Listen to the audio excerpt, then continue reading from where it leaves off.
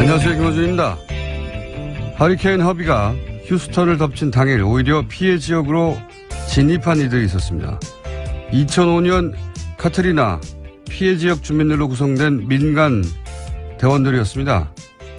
각자 자신의 트럭이나 소형 보트를 동원한 민간인들이 정부보다 먼저 구조 활동에 착수한 이유 중 하나는 자신들이 직접 겪었던 과거 때문이었죠. 2,500여 명의 주권에 실종된 카트리나 당시 지역 주민들은 길거리에 방치된 시신을 수습할 수가 없었습니다. 미 정부가 지역 치안과 시신 처리를 민간 업체와 계약을 했기 때문이었죠. 작업 시간과 시신 숫자로 비용을 정산받는 민간 업자들은 이익을 극대화하기 위해서 시신을 아무도 건들지 못하게 하고 최대한 천천히 시신을 수습했죠. 정부의 기본 의무인 재난의 구조, 군안마저 자본의 욕망에 맡겨버린 재난자본주의의 극명한 사례였습니다. 우리 사회도 이런 일을 겪었습니다. 세월호 참사 때 민, 관, 군의 긴밀한 협조 불가능했었습니다. 대신 특정 군안업체가 현장을 독점했었죠. 세월호 조사 2기가 출범하게 되면 대체 정부의 누가 왜 특정 업체와 독점적인 계약을 맺도록 지시했는지 밝혀줘야 합니다. 국가가 국민들을 구하진 못했더라도 최소한 왜 그랬었는지 아무리 시간이 지나도 밝혀내야 하는 거죠. 그게 아이들을 먼저 보내고 남은 어른들의 의무죠. 김호준 생각이었습니다.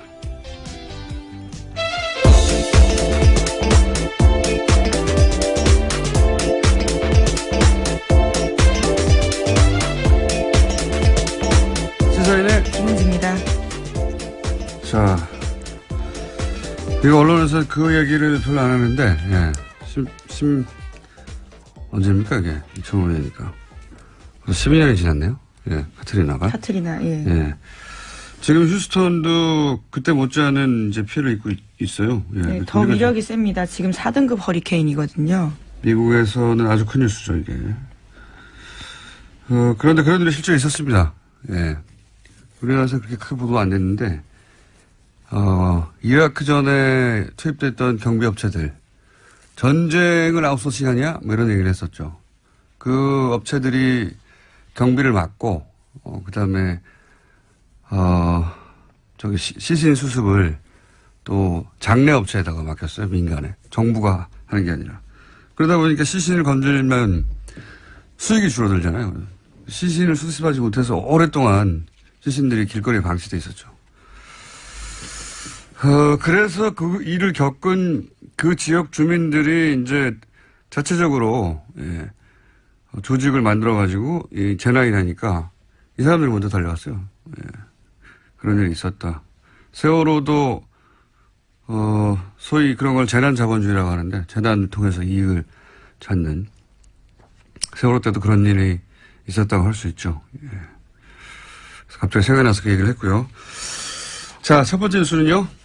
네, 나온 소식 김에 먼저 허리케인 하비 소식 알려드리겠습니다. 허리케인 하비가 미국 남부 지역을 강타하면서 그로 인한 피해가 눈덩이처럼 커지고 있다고 합니다. 피해 규모가 많게는 100조 원대에 이를 거라는 전망도 나왔는데요. 사망자 숫자도 10명으로 늘었습니다.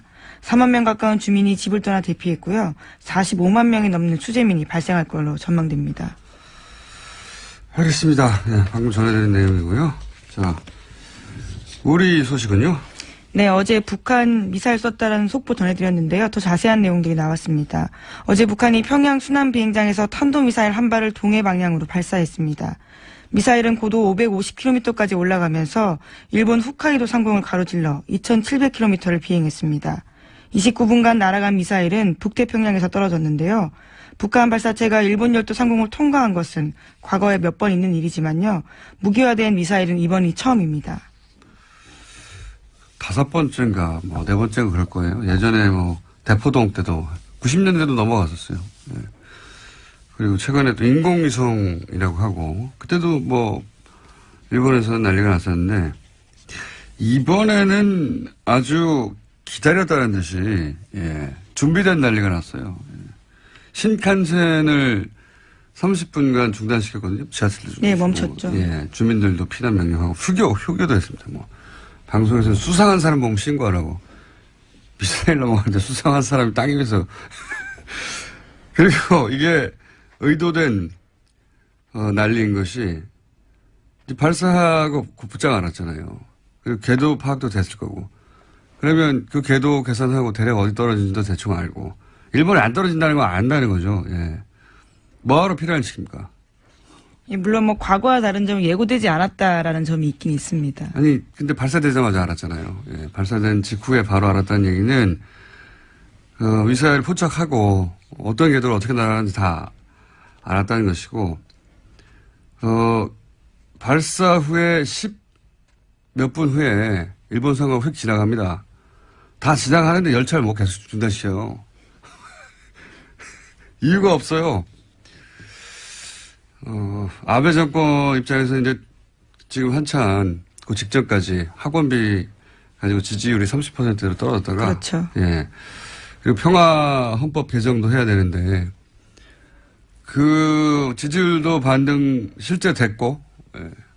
그리고 평화 헌법도 개정하려는 아베 평생 꿈이죠. 예. 그걸 이제 북한 미사일 도움을 받아서 이렇게 의도적인 난리를 친다는 거죠. 네, 그래서 어제 아베 내각이 굉장히 긴밀하게 움직였는데 아베 총리도 어제 하루에만 3번이나 기자들 앞에서 기자회견했다고 합니다. 그럴 필요가 있었겠죠. 예. 휴교를 왜 합니까? 수상한 사람, 방송 NHK를 통해서 수상한 사람 보면 신고하라고. 예. 미사일 다 지나가는데 철도가 서 있어요. 다시 돌아오나요, 미사일이? 여하간 그렇게 해서 북한은 미국도 재밌어요, 반응이. 미국의 본토는 영향이 없다. 뭐, 괌은 위협이 안 된다. 괌에 위협이 안 된다는 걸 굳이 강조를 합니다. 미국의 말을 전혀 듣지 않는 건 아니라는 걸 강조하면서도 뭐, 강력하게 뭐 대응하겠다. 예, 모든 옵션은 테이블 위에 있다. 이렇게 밝혔습니다. 화염과 분노에 비하면 뭐, 아무것도 않는 반응이죠. 모든 옵션이 테이블에 있다는 것은. 여하간 트럼프도 큰 도움을 받았죠. 예. 러시아 스캔들 얘기도 들어가 버렸고. 백인 인종주의 얘기도 이제 이걸로 덮고. 그러니까 북한, 미국, 일본 모두 자기 국내 정치 아주 잘 미사일 발사를 써먹고 있는 거죠. 예. 북한이 이미 훨씬 더 긴 사정거리로 쏠 수 있다는 걸 증명했잖아요. 그럼 더 짧은 거리는 당연히 쏠 수 있겠죠. 예. 그 자체로는 큰 대수가 아니고 사실은 이제 북한이 제시한 미국의 조건이 뭐 마음에 들지 않았거나. 네. 이런 그래서 이제 압박을 하면서 더 나은 조건으로 대화를 모색하는 그런 의도 아니겠냐 하는 분석도 일본에서도 해요. 근데 이게 상식적인 분석인데 우리나라에서 이런 소리를 하면 이제 친북이라고 합니다. 예. 당연한 분석인데 이런 걸 못하게 한 세월이 한 10년 되다 보니까. 자, 어쨌든 미사일 발사하고 우리도 그래서 전투기 출격시켜서 폭격훈련도 하고. 예. 네, 문재인 대통령이 강력한 대북 응징 능력 과시하라고 지시해서요. 이에 군이 즉각 전투기로 북한 지휘부를 섬멸하는 폭격훈련을 실시한 겁니다. 과거 정보와의 차이라면, 예. 그때는 대북 휴전선에서 방송을 했죠. 네, 대북 방송했었습니다. 네, 우리 전투기를 출격시켜서 폭격훈련을 한다. 이런 게 아니라 대북 방송을 가만히 있지 않겠다면서 대북 방송을 했죠. 네, 뭐 소녀시대 같은 걸그룹 노래도 틀기도 하고요. 일종의 예. 심리전을 펼친 겁니다. 북한이 미사일 발사하면 그렇게 대응을 했었고 과거 정권과 차이가 있다면 이쪽에서도 그 무력 시위를 하는 거죠. 우리 남한도. 그리고 나선 그래도 대화를 통해서 해결해야 된다. 두 가지 메시지를 동시에 내는 겁니다. 현재는. 여하간 각국이 장사를 잘하고 있다. 북한과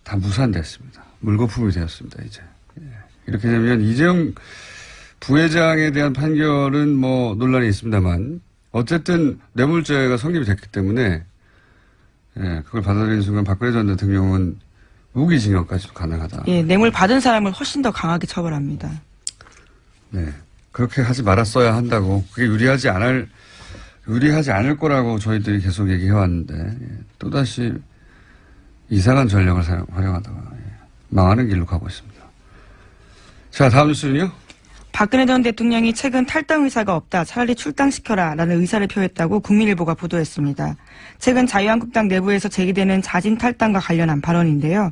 박 전 대통령 쪽도 10월 중하순으로 예상되는 1심 선고 전에 출당론이 거론되는 것에 대해서 강한 불쾌감을 표출했다고 합니다. 박근혜 전 대통령이 직접 이런 말을 했을까요? 박근혜 전 대통령의 측근들, 밖에 있는 측근들이, 예, 위기감을 느껴서 한 말이겠죠. 근데 저는 이제 어떤 생각이 드냐면 박근혜 전 대통령 출당 이야기가 이재용 삼성 부회장 판결 직전에 자유한국당에서 나왔어요. 출당론이. 그렇죠. 홍준표 대표가 직접 그런 네. 언급들을 했었습니다. 이건 순전히 저 혼자의 짐작, 추정, 예, 근거 없는 짐작, 추정에 불과하긴 하지만 시점상 이재용 삼성전자 부회장의 판결이 사실은 유죄로 나올 것이라는 것을 어느 정도 어떤 루트를 통해서인지는 모르겠으나 자유한국당 측에서 알지 않았을까. 만약에 이재용 삼성 부회장이 뇌물 부분이 유죄가 나오면 박근혜 전 대통령이 아까 말씀드린 대로 무기징역까지도 가능하단 말이죠. 예. 만약에 무기징역을 받아버린 다음에는 자유한국당 입장에서 굉장히 곤란해지니까 선수를 치는 게 아닐까. 예. 혼자의 전망입니다만, 추정입니다만, 그 시점에 하도 뜬금이 없어서 이때까지 계속 기다리다가 판결 직전에 그런 이야기를 할 이유가 뭐가 있을까 혼자 생각하다 그런 생각도 해봤습니다. 네, 근거는 없습니다. 제 생각입니다. 한두 가지 정도 제목만 읽고 끝내야 될 것 같습니다. 시간이 다 돼서. 네, 주호영 바른정당 원내대표가 어제 자유한국당과의 통합 논의 가능성에 대해서 언급했습니다. 언론 인터뷰를 통해서요. 박근혜 전 대통령 출당과 친박 8쪽에 대한 책임 있는 모습이 보이면 통합 논의가 활발해질 수 있다라고 이야기한 겁니다. 주호영 바른정당 원내대표가. 예. 예. 이 이야기는 대선 전에 계속 있었던 사실 친문을 제외한 나머지 연대 오랫동안 얘기했었죠. 이걸 3당 합당이라고 제가 표현해 왔었었는데 뭐 그걸 다시 시도하는 겁니다. 될지는 모르겠지만. 자, 그러면서 또 홍준표, 안철수 두 전 대선 후보가 만났고요. 그죠? 네, 대선 이후 처음으로 만났는데요. 당대표가 돼서 예방격으로 만난 겁니다. 그 자리에서 문재인 정부 정책을 비판하는데 한 목소리를 냈습니다. 대선 후보 토론 때 쳐다도 안 보겠다고 했던 안철수 후보나 당시 초등학생이라고 했던 홍준표 후보가 이제 아주 반갑게 다시 만나서, 예, 친하게 사진을 찍었습니다. 안철수 대표는 정신이 다 됐어요, 정말. 여러 차례 끼는 거지만. 자, 오늘 여기까지 해야 될 것 같습니다. 시사인의 김은지였습니다. 감사합니다. 연속 3회입니다. 뉴스공장. 연속 3회가 아니라 연속 5회군요. 예. 지난주부터 따져보면. 짧게 연속 5회. 한 번에 안 끝나서 이정열 전 부장판사하고 오늘은 전화로 아주 짧게 하고 이제 그만 헤어질까 합니다. 안녕하십니까? 안녕하십니까. 빨리 하겠습니다. 네. 이게 이제 워낙 중요한 판결이라 저희가 한번 전체 구조를 파악해 보려고 하다가 하도 이야기가 길어져서 매번, 예, 오늘까지 왔습니다. 오늘은 짧게 하고 끝내죠. 네. 예. 예. 자, 어제 양형의 무죄가 난 부분 중에 이상한 부분 얘기하고 그리고 양형의 이상한 부분 얘기하려고 하다가 시간이 부족해서 마무리를 못했어요. 그렇죠? 네네. 예. 마무리를 해주십시오. 지금 양형 부분에 있어서 이제 불리한 부분은 어제 쭉 말씀을 드렸고요. 그다음에 유리한 부분에 대해서 지금 판결이 근거로 든 게 세 가지인데, 예. 하나는 수동적이라는 거, 예. 그다음에 적극적으로 먼저 요구하진 않았다. 두 번째는 이제 청탁하고 나서 그 결과로 삼성 쪽에서 어떤 유리한 결과를 얻었다는 사실까지 확인되지 않았다. 아, 청탁의 결과로 삼성이 유리한 결과를 얻었다는 게 확인되지 않았다고요? 네, 그렇게 판결문 되어 있습니다. 아니, 승계 작업이 완료됐으면 유리한 결과 얻은 거 아닙니까? 그러니까요. 그러니까 그 부분 따로 말씀드릴게요. 네. 그리고 또 하나는 이제 그 승계 작업이나 지배구조 개편 작업이 삼성 그룹이나 이제 계열사 이익에도 기여하기 때문에 혼자만 이득을 취한 건 아니다. 이건 이제 잘못된 거라고 어제 말씀을 드렸거든요. 네. 이렇게 세 가지를 들고 있는데요. 예. 일단 이제 조금 전에 이제 공장장님 말씀하신 부분 관련해서 예. 이 판결에서 인정하고 있는 부정한 청탁의 내용이 뭐냐면 어떤 적극적인 유리한 결과를 얻으려고 했던 게 아니라 대통령이 태클 걸지 말라는 거였잖아요. 네네. 태클 안 걸었잖아요. 예. 그 목적을 달성한 거죠. 그렇죠.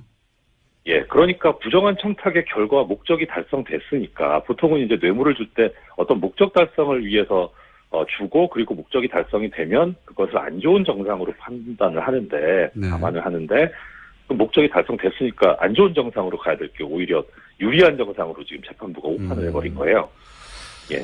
알겠습니다. 그리고 어떤 이제 뭐 이제 예. 예, 그리고 뭐 공장장님도 알고 계시지만 많은 분들 알고 계시지만 사실 이재용 피고인이 구속된 다음에 삼성 주가가 오히려 올라갔잖아요. 네. 예, 그러니까 지배구조 개편하는 게 이게 뭐가 도대체 그룹에 유리한 건지도 잘 모르겠어요. 예.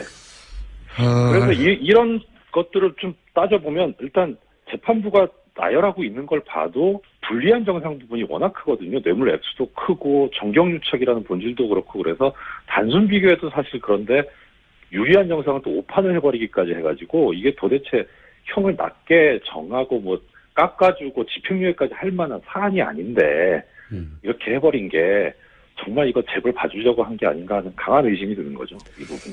알겠습니다. 그 판단을 잘 이제 이해했고요. 그러면 항소심이 이제 당연히 이어질 텐데 그렇죠. 뭐가 쟁점이 될까요? 일단 1심 판결이 뭐 잘못된 거긴 한데 그래도 법원 관행이 1심 판결을 존중하고 있기 때문에 요새 경향이 그래서 쉽게 바뀔 것 같지는 않거든요. 그래서 일단 특검이나 피고인 쪽 모두 1심 판결을 전제로 소송 전략을 세우지 않을까 싶어요. 네. 그런데 이제 유무죄 부분은 하여튼 너무 시간이 없으니까 양형 부분만 얘기하면 일단 특검 부분은 조금 전에 말씀드린 이제 부당한 결과가 있었다 유리하게 그 부분을 어떻든 증명을 하려고 할 거고 그다음에 피고인 쪽에서는 지금 불리한 정상으로 피해 회복이 안 됐다는 걸 들고 있거든요. 횡령 부분이. 그러니까 공탁을 하든지 뭐 피해 변제를 하려고 하겠죠. 돈을 예를 들어서 회사한테 뭐 몇백억 가량 손해를 입혔는데 그걸 이재용 부회장이 사비로 공탁을 해서 아니 그럼 피해 회복하면 될 거 아니냐 이렇게 나올 수 있다는 거죠. 그렇죠. 예. 그래서 그런데 이제 두 가지를 비교를 해보면 사실 특검이 해야 될 부분은 좀 어려워요. 쉽진 않아요. 나올 건 다 나왔기 때문에. 근데 이제 삼성 쪽에서 할 거는 상대적으로 쉽거든요. 돈만 공탁을 하면 되니까. 피해 회복을 했다. 그렇죠. 그러니까 이게 특별히 이게 유죄가 무죄로 뒤집히고 무죄가 유죄로 뒤집히고 이런 부분이 없다면은 사실 감형이 이루어질 가능성이 항소심에서 상당히 높아요. 그래서 이제 그렇게 되면 5년이니까 절반까지 할 수 있으니 뭐 2.5년 혹은 뭐 어쨌든 3년 이하가 되면 집행유예가 가능하니까 그 집행유예를 풀어주려는 거 아니냐. 예. 전체적으로 다 보면 제일 낮게 받은 황상수 피고인이 2년 6월에 4년 받았는데 이걸 2년 6월에 3년으로 하고 3년 5년 받은 사람은 2년 6월에 4년 가고 4년 받은 사람들은 3년에 4년 하고 이재용 피고인은 3년에 5년으로 하면 딱 규정도 맞죠. 이렇게 하면. 그렇군요. 문제는 전문가들 들으면 이게 딱 보이는군요. 근데 이제 관심이 있는 거는 공장장님께서 아까 말씀도 하셨는데 사실 이게 지금 키포인트는 이제 박근혜 전 대통령이에요. 네. 그러니까 소송 전략상 안 나왔었는데 계속. 근데 이게 한번 제가 언제 기회가 있으면 말씀드리겠지만 한명숙 전 총리 재판하고 비교해보면 상당히 그걸 벤치마킹한 것 같은 느낌이 들어요. 그러니까 한명숙 전 총리 같은 경우에 그 재판에서는 참 묘하게 그 대법원에서 무죄 추정의 원칙을 뒤집어버리고 그냥 피고인이 무죄 증명을 못했기 때문에 유죄다 이런 논리 구조를 취했거든요. 네. 그래서 박근혜 피고인 같은 경우에도 굳이 자기가 얘기를 하는 것보다는 가만히 입을 다물고 있는 게 오히려 더 소송 전략상 유리하지 않겠냐 이렇게 했을 가능성이 상당히 높아 보여요. 출석까지 안 하는 거 보면 출석은 보통은 하거든요. 증언을 거부할 수는 있지만. 그래서 근데 지금 판결문 보면은 뭐 일단 수동적으로 삼성 측에서 그랬다는 거니까 뭐 박근혜 전 대통령 쪽에서 능동적으로 먼저 달라 그랬다는 거잖아요. 그렇게 되는 거죠, 논리가. 예, 또 하나는 미르재단이나 K스포츠재단은 강압이 있었다는 거고. 예. 이거를 이제 결국 깨고 나와야 되는 그런 상황이니까 가만히 있어가지고는 될 문제는 아닌 것 같아요.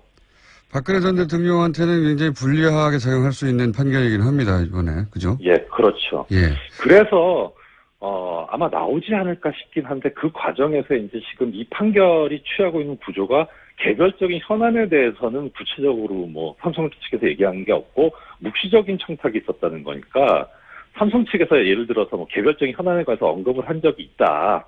예. 이런 식의 증언이 나오면 1심 판결에서 이 형을 낮게 선고한 구조가 완전히 깨져버리는 거죠. 개별적인 얘기를 해버렸다는 거니까. 그러니까 요는 박근혜 전 대통령 측에서도 이제는 가만히 있지 않고 이재용 부회장에게 불리한 진술을 할 수도 있다는 말씀이시군요. 그렇죠. 본인이 살기 그렇게 위해서. 되면, 예. 그러면 이 1심 판결의 구조가 깨져버리니까 항소심에서 특별히 뭐 유무죄가 뒤집히는 부분이 없어도 형량이 올라가야 되는 그런 상황이 돼서 사실 박근혜 전 대통령 부분이 상당히 이제 뭐 주목이 되지 않나 그렇게 싶습니다. 이제는 같은 편이 아니라 이제 서로 등을 돌릴 수도 있다는 말씀을 하시면서 새로운 이야기일 걸 던져서 다시 한번 나오시려고. 네? 자. 역시 예리하십니다. 판사님 오늘 여기까지 하겠습니다. 감사합니다. 네, 고맙습니다. 네. 지금까지 이정열 전 부장판사님이었습니다. 최순실 국정농단이 세상에 알려지는데 매우 중요한 역할을 했던 고영태 씨. 현재 재판을 받고 있죠. 어제도 공판이 있었습니다. 이재용 박근혜 전 대통령의 공판도 중요합니다만 고영태 씨를 잊지 않는 것도 중요하죠. 해서 진행사항 중간 체크 간단하게 해보겠습니다. 고영태 씨 변호인 김명민 변호사 연결되어 있습니다. 안녕하세요. 네, 안녕하세요. 네. 간단하게 고영태 씨 혐의를 다시 정리해 주시죠.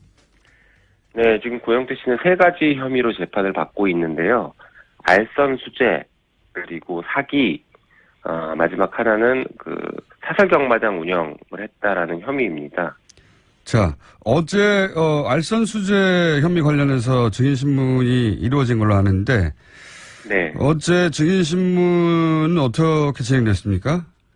네, 이제 어제와 지난 금요일 이렇게 짧은 기간 내에 그 증인신문이 이루어졌는데요. 네. 돈을 주었다는 사람, 예. 그리고 세관장으로 임명된 사람, 그리고 관세청장으로 임명된 사람, 네. 3명이 나와서 증인으로 진술을 했습니다. 일단 돈을 줬다는 사람의 진술 때문에 사실은 지금 구속된 거 아니겠습니까? 예. 네네, 맞습니다. 네. 그런데요? 알선수재라는 게 세관장을 고영태와 최순실을 통해서 세관장을 안 될 사람을 임명하면서 네. 고영태가 돈을 주었다라는 제3자한테 돈을 받았다라는 이런 구조거든요. 인사청탁을 하는데 중간에 돈을 받았다는 거죠. 예. 네. 일단 인사청탁의 대상이 됐던 승진했던 사람이 돈을 준 게 아니라 네. 제3자가 돈을 줬다라는 것도 좀 특이한 그렇죠. 구조입니다. 네. 어쨌든가 돈을 주었다라는 사람의 진술은 일단은 신빙성이 많이 떨어졌습니다. 뭐 잘 기억이 안 나고 자기가 돈을 준 건 맞는데 나머지 사실들은 대부분 다 기억이 잘 안 난다라는 그런 얘기들을 했고, 예. 그리고 돈을 준 면목에 대해서도 뭐 그거는 이제 구체적으로 진술을 했는데 나머지 2 공무원들이 돈을 줬다라는 사람의 진술과 완전히 상반된 진술을 해서 돈을 줬다라는 사람의 진술이 상당히 많이 흔들리고 있는 상황이긴 합니다. 그렇군요.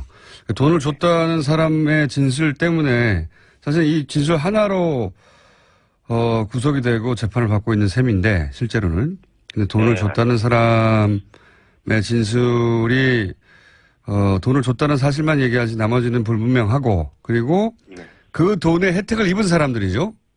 이제 그렇죠. 돈을 줬다는 사람 주장에 의하면 그 사람들을 승진시키려고 돈을 제3자인 자신이 줬다는 건데 이것 좀 이상하지만 어쨌든 그런데 이제 그 돈을 주어서 혜택을 입은 사람들이 나와서 그 혜택을 입은 바 없다거나 혹은 뭐 전혀 상관없다는 식의 진술을 했나 보죠. 구체적인 거는 말씀 안 하셔도 되는데 여하간 신빙성이 깨졌다고 표현하시니까. 예. 제 구체적인 사실관계나 정황들에 대해서 너무 다른 얘기들을 해왔고, 예를 들어서 이제 돈을 줬다는 사람은 고영태가 영향력이 크다라는 식의 얘기를 하지만 나머지 두 분은 고영태는 잘 모르겠다. 저 사람은 무슨 영향력이 있는지 잘 모르겠다라는 이런 식이었습니다. 최순실은 알아도 네. 고영태는 최순실한테 이렇게 그 밑에서 일하는 사람 정도 혹은 의존하는 사람 정도의 관계인지는 알겠지만 뭐 고영태가 무슨 영향력이 있는지는 잘 모르겠다라는 식의 이제 얘기들이 실제 그러면 그 돈을 준 사람이 목적한 대로 인사가 이루어졌습니까? 승진 같은 경우들은 이루어졌는데 네. 돈을 준 사람은 그 나중에는 명목 자체를 또 바꿉니다. 자기의 승진과 관련해서 돈을 줬다라고 또 말이 그래요? 바뀌었거든요. 그렇군요. 네. 그런데 이제 본인의 승진과는 사실 상관이 없다라는 게 나머지 두 명의 진술에 의해서 매우 구체적으로 확인이 됐습니다. 돈을 줬다는 사람의 진술과 상반되는 진술이 나머지 두 증인으로부터 나온 거군요. 한마디로 말하면. 네. 이게 이제 저희가 일종의 허위 자백이라고 부르는 것인데요. 허위 자백을 하는 사람들의 특징이 있습니다. 이게 무지의 폭로라는 것이 있는데 이제 진술을 하는데 그 객관적인 사실과 너무 달라서 객관적인 사실을 들이대면 진술을 계속 번복하는 이런 모습을 이제 우리가 무지의 폭로라고 부르는데 전형적인 그런 모습들을 많이 보여줬고 그 내밀한 사정, 진짜 범행을 저지른 사람만 알 수 있는 내밀한 사정, 그걸 이제 우리가 비밀의 폭로라고도 부르는데 비밀의 폭로는 거의 없었습니다. 그래서 이게 허위 자백일 가능성이 높다라고 그렇게 분석을 할 수도 있었습니다. 변호인 측의 주장입니다. 참고해서 들으시고, 예. 어쨌든 공판이 진행 중이니까, 더 디테일한 거는 다루지 않도록 하고요. 또한 이제 저희는 중간 체크 해보려고 하는 거거든요. 어떻게 진행되고 있나. 그리고 이제 그 처음부터 이 사건은 그 매우 이례적이라고, 이럴 수는 없는 일이라고 여러 차례 주장을 하셨는데, 공판이 진행되는 과정에서 혹시 이례적인 점들이 있습니까? 네, 좀 특이한 점이 있는데, 검찰이 신청했던 증거를, 지금 철회를 일부 하고 있습니다. 검찰이 자신들이 신청했던 증거를 철회하고 있다고요? 네네네, 맞습니다. 보통 검찰은 한번 증거를 신청하면 변호인들이 이건 상관없는 증거니까 철회해라 얘기를 해도 철회를 거의 안 하거든요. 그래서 추가하죠, 오히려. 이 사건은 네. 그런데 이 사건은 특이하게 신청했던 증거들을 철회를 하고 있고 증인들을 철회를 하고 있습니다. 근데 저희가 그 최초의 고영태 재판을 국민참여 재판으로 하자라고 신청을 했을 때 검찰의 반박 논리가 증인이 너무 많아서 국민참여 재판이 어렵다라는 게 반박 논리였습니다. 그런데 이제 와서 증인들을 지금 철회하고 있어서 이게 왜 모순된 행동들을 하느냐라고 저희가 뭐 좀 약간의 반발이 있긴 있었습니다. 그런 내용이 있었고, 또, 이 재판을 굉장히 빨리 끝내고 싶어 한다는 얘기도 들었는데요. 예. 그건 어떻게, 그 이유를. 네, 보십니까? 그게 이제 검찰이 증거나 증인을 철회하면서 내세운 논리가 재판이 빨리 끝나야 된다는 것이었고, 그 근거로는 그 고영태의 구속기간이 11월경에 만료가 되기 때문에 이제 그 전에 재판이 빨리 끝나야 된다라는 논리였습니다. 예. 그런데 이렇게 증거가 많고 다툼이 있고 이제 변호인들 판단이긴 하지만 결정적인 증인의 신빙성이 무너지고 했다라고 하면 저희는 보석으로 예. 불구속 상태에서 재판을 좀 충분히 준비하면서 천천히 진행을 해도 된다라는 저희는 생각을 하고 있는데 오히려 예, 저희의 생각과는 이제 전혀 달리 검찰은 재판을 빨리 끝내야 된다라는 것을 굉장히 강조를 하고 있고 재판부도 일단 피고인이 구속된 상태이다 보니까 재판은 구속 기간 내에 빨리 끝내야 된다라는 기본적인 원론적인 입장을 가지고는 있습니다. 이건 뭐 어떤 측면에서는 박근혜 전 대통령이 선고가 되기 전에 유죄로 끝나면 박근혜 전 대통령에게 유리한 국면이 일정 정도 있을 수 있으니까 그렇게 빨리 끝내려고 하는 거 아닌가 이런 의구심이 들 수도 있겠습니다. 이런 사안은.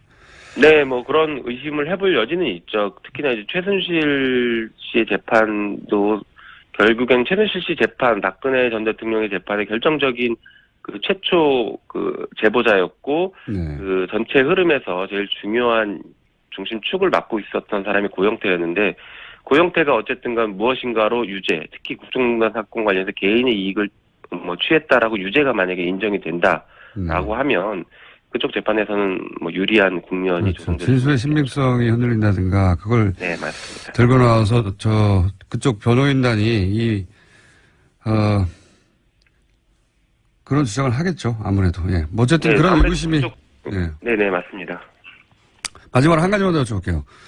이명박 전 대통령 아들 이시영 씨가 자신의 마약 투약 의혹이 제기된 것과 관련해서 또 고영태 씨에게 소송을 제기했다고 언론 보도가 됐는데 그 부분은 어떻게 진행되고 있습니까?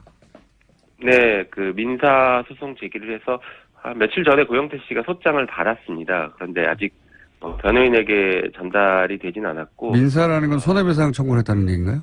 네, 맞습니다. 이시영 씨가 아마 1억 원 손해배상 청구를 한 것으로 알고 있고요.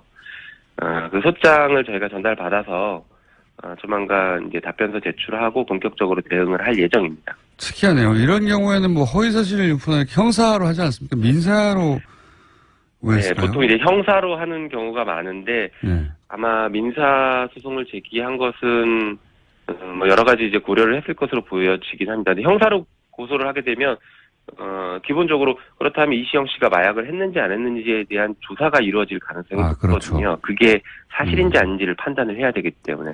그렇지만 민사로 넘어가게 되면 그러한 입증 책임 같은 것들은 아무래도 그 이제 피고 그 말을 했던 사람들에게 전가될 가능성이 높기 때문에 민사를 택한 게 아닌가 싶습니다. 그렇군요. 굳이 그래서 민사를 한 거군요. 입은 닫게 만들면서 본인은 조사를 받을 대상에서 빠지는 전략. 네. 이렇게 이해되어 있군요. 알겠습니다. 앞으로도 챙겨보겠습니다. 감사합니다. 네, 고맙습니다. 고영태 씨 재판 어떻게 진행되고 있는지 챙겨봤습니다. 고영태 씨 변호인 김영민 변호사였습니다. 자, 세 번째 법조인 나왔습니다. 법조인 연속 오늘은.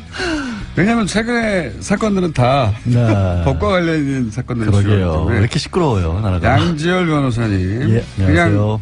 이제 별명 필요 없이 양지열 변호사님이라고 부르겠습니다. 내가 그냥 수능 하니까 재미가 없으시죠? 예, 그렇게 예.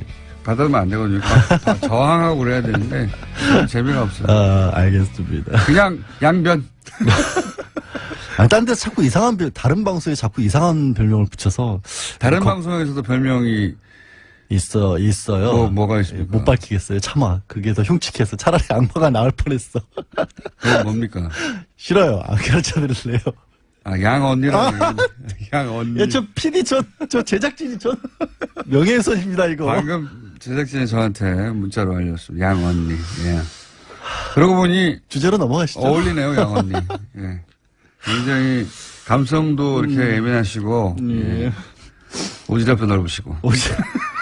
왜 얘기를 꺼내가지고 차라리. 자, 오늘은 뭡니까? 네. 오늘 이제 원세훈 전 원장 드디어 이제 판결 선고가 있죠. 네. 참 말도 많고 탈도 많고 대법원까지 갔다가 다시 내려와서 이제 뭐 판결이 연기가 되니 변론이 제기가 되니 했었는데 결국은 그대로 굳어져서 원래 계획대로 오늘 판결 선고를 합니다. 새로 나온 오늘 판결이 나니까 이제 이거 나면 이게 최종이잖아요. 네, 그렇죠. 네. 사법 제도를 통해서는 아니 뭐 똑같은- 대법원 다시 올라갈 수도 있죠.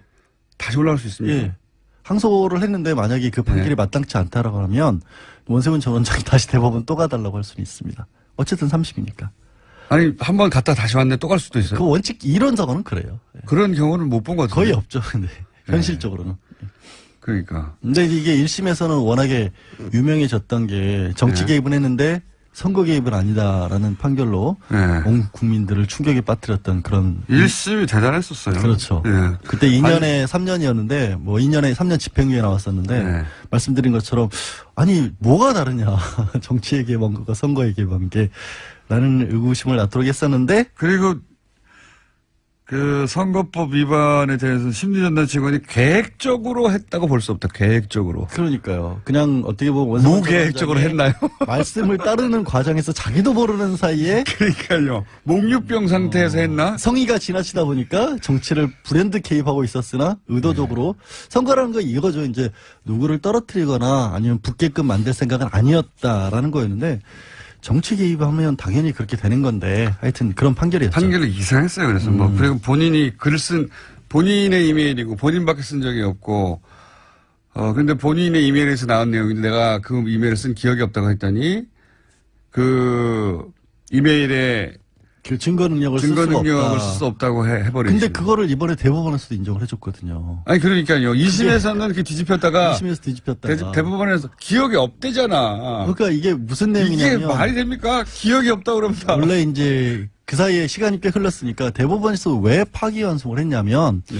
그러니까 2심에서는 뭐 정치 개입이는데 선거 개입 안 됐다는 게 말도 안 된다고 하면서 다 유죄로 해서 이제 최소한 징역 3년은 선고를 했습니다.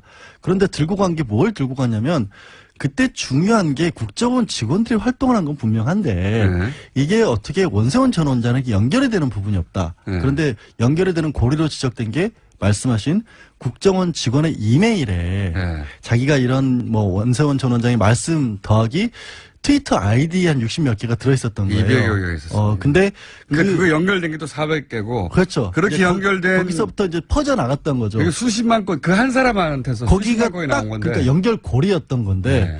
그걸 국정원에서 아니 대법원에서 이 사람이 이메일에서 나온 건 맞는데 이 사람이 쓴 건지가 확실치가 않다. 이 사람이 자기 외에는 이 이메일을 쓴 적이 없다고도 했어요. 그렇죠. 그런데 뭐 어떻게 된 겁니까 이게? 트위터가 지 혼자 글을 썼어요, 수십만 개를?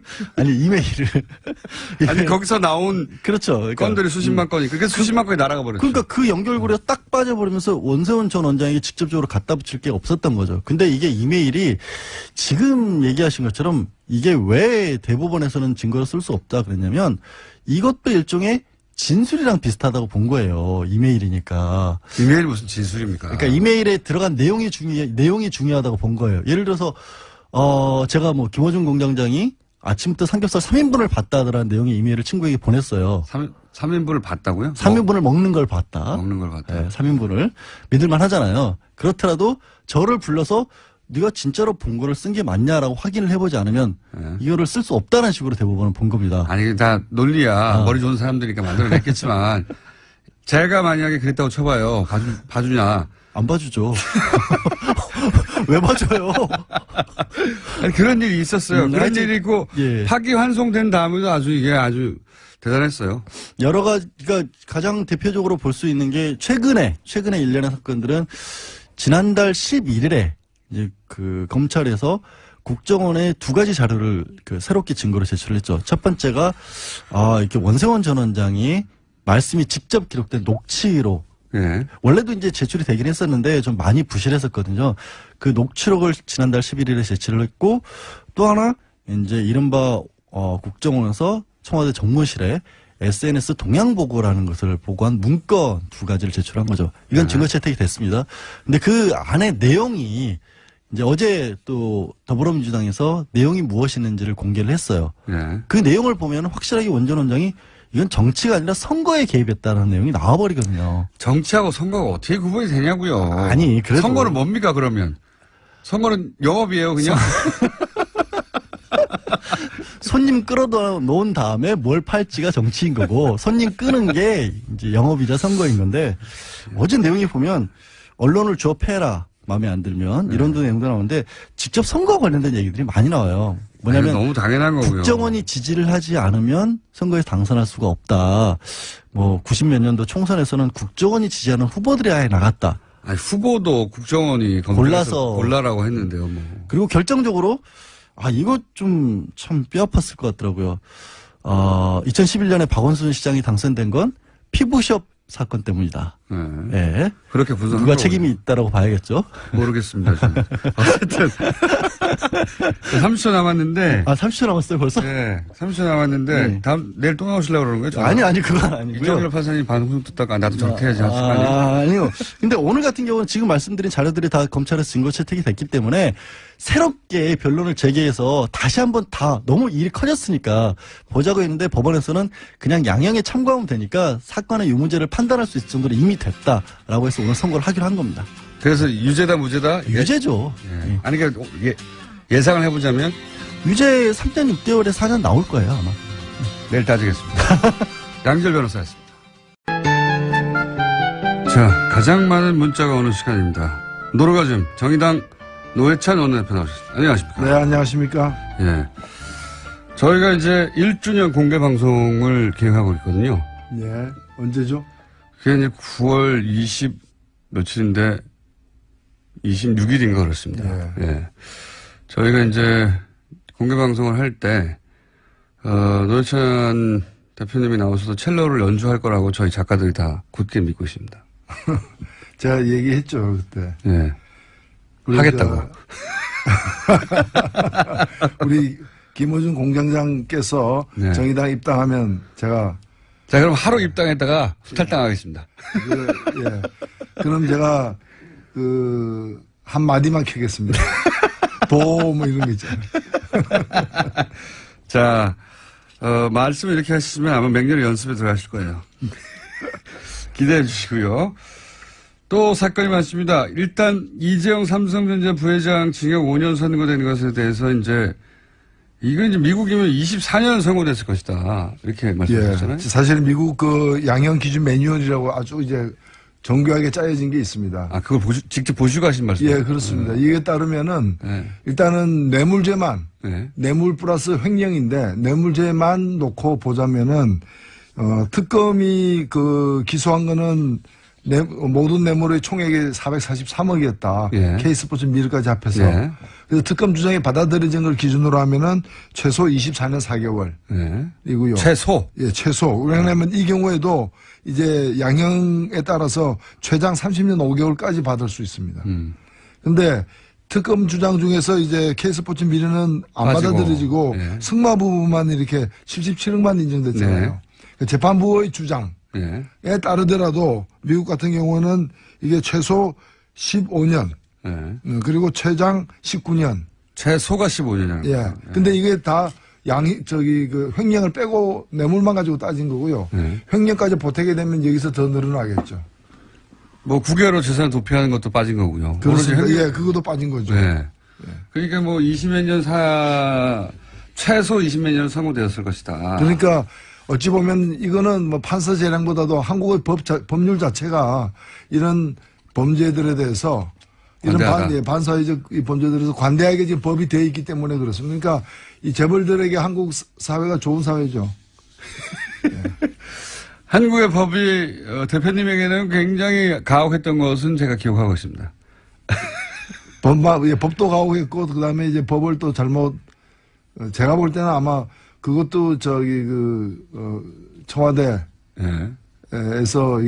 논의를 하지 않았나. 그렇겠죠. 네. 국회의원직을 상실하셨잖아요. 네. 그러니까 그게 아마 그런 이제 청와대 비서실 회의 같은 데서 그래서 저는 그거 한번 좀 들여다보고 싶어요. 이번에 청와대에서 발견된 그 파일. 네, 본인 그 시기가 제가 대법원에서 그 판결 받던 그 시기에 해당되더라고. 그러고 보니 삼성과 대단한 악연이 삼성 엑스파일을 이제 공개하셔가지고 통신비밀보호법인가요? 예. 뜬금없이 적용당해서 그 직을 상실하셨죠. 국회의원 진짜 어렵게 됐는데. 근데 이번에 이재용 재판에서 제가 하나 꼭 지적하고 싶은 건 뭔가 하면은 이 감형을 굉장히 많이 했어요, 사실은. 그러니까 뇌물죄의 적용을 갖다가 최소화한 것도 K스포츠 미를 뺀 것도 문제지만은 이제 나머지를 놓고 보더라도 최소 형량만. 이 감형을 많이 했는데 감형 사유 중에서 기가 막힌 게 이 대표적인 게 국민연금에게 압박을 가해가지고 제일모직과 그 삼성물산을 합병시킨 거잖아요. 이 행위가 유죄 판결을 받았는데 감형 사유가 뭔가 하면은 그러나 이 행위가 이걸 통해서 이제 삼성의 승계 작업, 증여권 승계 구도를 이제 만들어낸 이 그 범법 행위가 이재용 개인의 이익만이 아니라 계열사의 이익에도 기여했으므로 감형한다 이래 돼 있어요. 계열사의 이익은 이재용의 이익이 아닌가요? 그렇죠. 그럼 예를 들면은 도둑이 돈을 훔쳤는데 그 돈을 가지고 생활비로 내놨다 일부를. 그러면 도둑 개인만이 아니라 가정의 이익에도 기여하였으므로 감형한다. 식당 가서 그거 가지고 뭐 비싼 밥 사 먹으면은 국가 경제에도 기여한 바 있으므로 감형한다. 이게 말이 되는 얘기냐 이게. 식당 주인의 복지에도 기여했으므로 감형한다. 이런 거 아닙니까? 그러니까 이거는 부당이익이기 때문에 원천적으로 범법 행위를 통한 부당이익이고 예를 들면 작물이잖아요. 훔친 물건인데 그 훔친 물건을 가지고 누구한테 그 동네 사람에게 나눠줬다 그래가지고 동네 화목에 기여한 바 크므로 감형한다. 이게 말이 안 되는 거죠. 동네 사람도 아니에요. 본인이 오너인. 그리고 그 계열사라는 게 그 본인 이익이 결국에 본인에게 이렇게 집중되는 건데 말이죠. 자, 그 대목에 대한 지적 굉장히 많은데 또 하셨고 이렇게 되면 이재용 부회장에게는 물론 뭐 이재용 부회장에게 너무 과한 징역이 선고됐다고 하는 측도 있긴 합니다만 이재용 부회장이 말씀하신 대로 그렇게 많이 감형을 받았다면 반면에 어쨌든 뇌물죄는 적용이 됐기 때문에 박근혜 전 대통령 재판에는 아주 불리하게 작용할 수 있다. 이렇게들 얘기해요. 그렇습니다. 네. 제가 볼 때 2심에 어떻게 될 것이냐가 이제 관심들이 많은데 이 뇌물죄가 무너지지 않는 한 네. 일단 뇌물죄가 유지되는 한 더 이상 감형되기 힘들다라고 보는 거죠. 박근혜 전 대통령은 못해도 10년 이상이 나오게 되는 거죠. 이렇게 되면. 그렇죠. 제대로 된 재판을 한다면은 예. 그래서 오늘 얘기 나눈 이정열 전 판사는 박근혜 전 대통령의 전략을 바꿔서 이제는 이재용 부회장이 불리한 진술을 할 수도 있다. 본인이 살려고. 이때까지는 운명 공동체였는데 법에 건져서 보자면 박근혜 전 대통령이 본인이 적극적이었고 이재용 삼성 부회장이 소극적이었다고 판결이 된 거니까 예. 아니다. 예. 저쪽에서 적극적으로 요청했다고 말을 할 수도 있다. 예. 이제 뭐 그렇게 되면 이전 투구가 되는 거죠. 예, 진흙탕에서 이제 두 분이 뒹구는 거죠. 자, 뒹군다. 네. 제가 한 말 아닙니다. 자, 다음은 안철수 전 대표가 일각에서는 1차 통과 못하는 거 아니냐. 예. 그 결선 투표까지 가는 거 아니냐고 했는데 턱걸이로 51%로 예. 넘어갔습니다. 넘어가서 결선 없이 당선이 됐는데 이거 어떻게 해석하십니까? 51%. 예, 뭐 선거란 것은 어쨌든 한 표라도 이기면은 그렇죠. 이제 승자가 되는 것이고 룰에 의한 것이니까 큰일 날 뻔한 거죠. 어찌 보면은 큰일 날 뻔했죠. 조금 못 얻었으면 결선으로 가는 네. 거고 결선 갔으면은 이번 그 득표 결과를 보니까 결선 갔으면 이기기 힘들었던 그렇죠. 경우니까. 51%가 아니라 49%였으면 51%가 다른 쪽으로 갔다는 예. 얘기가 되는 거니까. 근데 여하튼 이겼으니까 예. 뭐 이긴 데에는 그냥 넘어가는 거죠. 어쨌든 당선 자체는 성공이라고 볼 수 있는데 또 이게 지금 만만치가 않겠다 싶은 게 저도 한번 얘기한 적이 있는데 한 분 제외하고 여성위원장 한 분 제외하고는 근데 여성위원장은 또 안철수계로 분류되지 않아요. 안철수계로 분류되는 최고위원들은 다 원외 국회의원이 돼본 적이 없고 보통 국회의원들 이런 분들을 국회의원 지방생이라고 막 이렇게 낮춰 부르는데 국회를 경험한 적 없고 그리고 이제 지도부가 됐는데 아무도 본회의장에 못 들어가고 법원도 제출할 수 없고 표결에도 참석할 수 없고 이러면 나머지 40여 명이 이르는 국회의원들이 이 지도부의 판단을 존중할 것인가 경험상 어떠십니까? 예, 이게 좀 불안정 요소가 아무래도 있는데 이 당이 처음 만들어지는 어떤 동기, 네. 배경 자체가 그 안철수 대표의 어떤 대권 도전을 위해서 만들어진 거 아닙니까? 본질은. 네.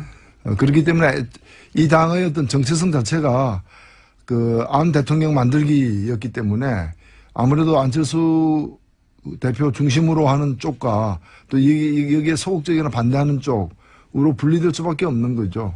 그래서 지도부와 현역 의원들이 분리된 셈이 됐어요. 지금은. 사실은 그 지도부도 이제 안철수 1, 안철수 2, 안철수 3 이렇게 되는 거기 때문에 네. 다 이제 여러 세력들이 연합으로서의 한 또 주류를 형성하고 있는 게 아니고 네. 그냥 안철수로 대표되는 이제 구심력 있는 그런 세력이라고 봐야죠. 최고위원들은 이렇게 되면 사실 안철수 전 대표의 뜻에 누구도 거스릴 생각도 없고 거스릴 수도 없고 그러니까 안철수 최고위원들은 있지만 안철수 대표 혼자 있다고 봐야 되는 거죠. 그렇죠. 안철수 친정 체제고 네. 그렇죠. 안철수가 대표 아닙니까? 네. 전체를 또 대표하고 그런 여기 상황입니다. 서느냐 제가 이제 궁금한 것은 왜냐하면 제가 이제 국회의원들이 예. 본회의장에 못 들어오는 최고위원들이나 예. 본회의장에 못 들어오는 지도부에 대해서 무시하는 경우를 많이 봐왔거든요. 예, 그래서 안철수 대표가 일단은 지방선거, 예. 지방선거를 어떻게 돌파하느냐가 아마 관건일 것이고, 그 다음에는 이제, 뭐 경우에 따라서는 그 보궐선거, 재보궐선거 같은 데 출마할 수도 있겠죠. 다시요? 본인이 직접? 정치인이 그럴 가능성도 있죠, 정치인이니까.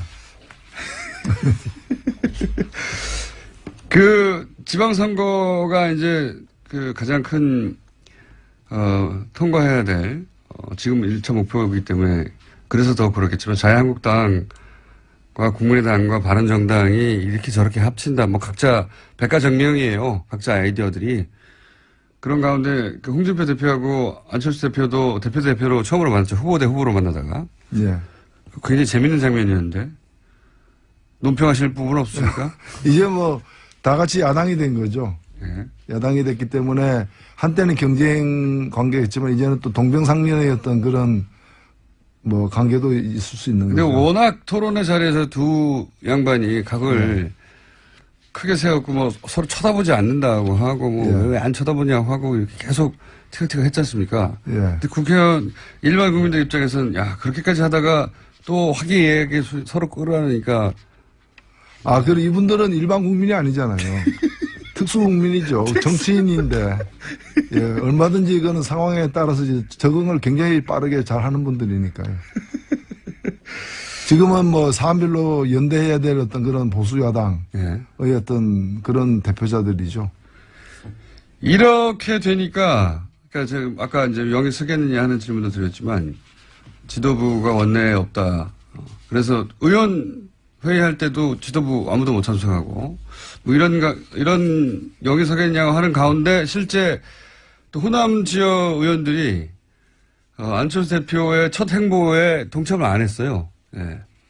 예, 그건 뭐 아마 필수 참석 어떤 직책 이게 그분들이 없어서 그랬을 걸로 보여지고. 근데 보통 이게 당대표 새로 선출되고 나면 이렇게 쫙 서가지고 가지 않습니까? 그 부분들이 쏙 다 빠졌다고. 아무래도 경선을 치렀기 때문에 또 그런 면도 있겠죠. 그런데 그 의원들 중에 비호남 수도권 지역 의원들은 또 안철수 대표 지지 세력으로 보통 분류되기 때문에 수도권이 없습니다. 근데 한두 분밖에. 비대 대표들이 있죠. 예. 그래서 그런 분들은 원내에서 또 그 대표의 어떤 의향을 반영할 가능성도 있다고 보여집니다. 전망은 어떻게 하세요? 이렇게 돼서 이제 어쨌든 합종 연행하려고 여러 가지 구상들이 나오지 않습니까? 뭐 친문 친박 제외하고 다 모여라 하는 그런 시나리오 하고 맥이 통하는 시나리오도 나오고 안 된다. 바른정당 중심으로 국민의당과 붙어야 된다는 주장도 나오고 아니다. 자유한국당에서 일부 나오고 바른정당, 국민의당, 안철수계 합쳐서 또 새로운 당을 만들어야 된다는 도 나오고 막 다양하게 나와요.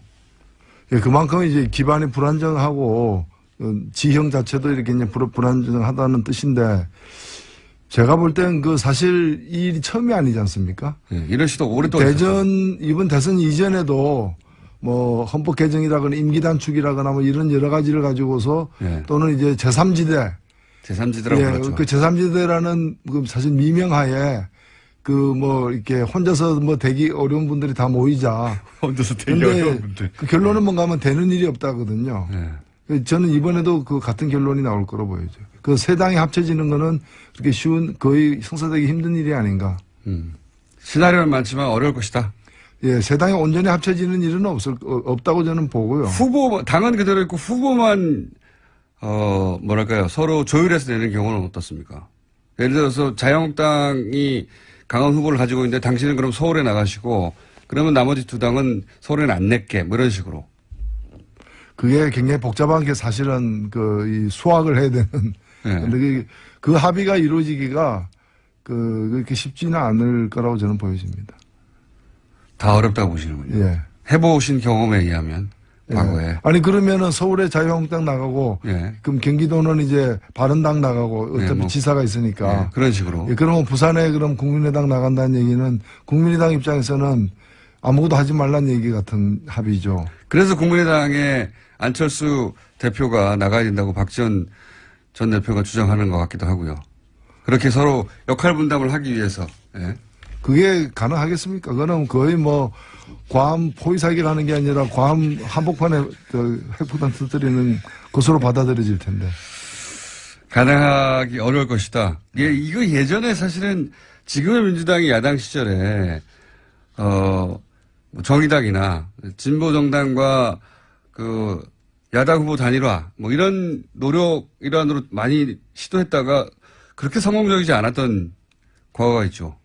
예, 뭐 그때하고 좀 경우의 차이는 있다고 보여지는데, 예를 들면 합당 같은 것도 잘 안 되지 않습니까? 그게 쉬운 일이 아니지 않습니까? 물론 지금 유일하게 가능성이 있는 것이 자유한국당과 바른정당의 예. 어떤 특정한 어떤 뭐 박근혜 전 대통령 제거라거나 여러 가지 특정한 어떤 상황이 창출되게 될 때 그중에 또 일부 내지 다수가 흔들리거나 하는 상황은 올 수 있으리라 보여지는데 그 이외에 이 세 당이 함께 움직이는 지형의 변화는 다들 이제 자기중심적으로 생각하고 예. 자기들이 다른 당은 나아지지 않겠지만 우리는 앞으로 남은 기간 동안 나아질 수 있다. 뭐 이런 생각들을 다들 하고 있는 상황이어서 나아질 가능성이 없다는 게 확인되는 시점까지는 별로 안 움직일 것 같고 그 움직이는 시점은 다음 총선 직전 정도가 되지 않을까 싶기 때문에 3년 정도 남았다. 예. 말하자면. 예. 남았기 때문에 그렇잖아요. 다시 도전해보고 싶은 생각들이 이제 다시 있는 거죠. 어렵다는 게 전망이십니다. 자, 어제 법사에 계시니까 또 이 질문을 드려야 되겠는데 이유정 헌법재판관 후보자에 대해서 보고서 채택이 안 됐습니다. 일단 이유정 후보자는 어떻게 평가하십니까?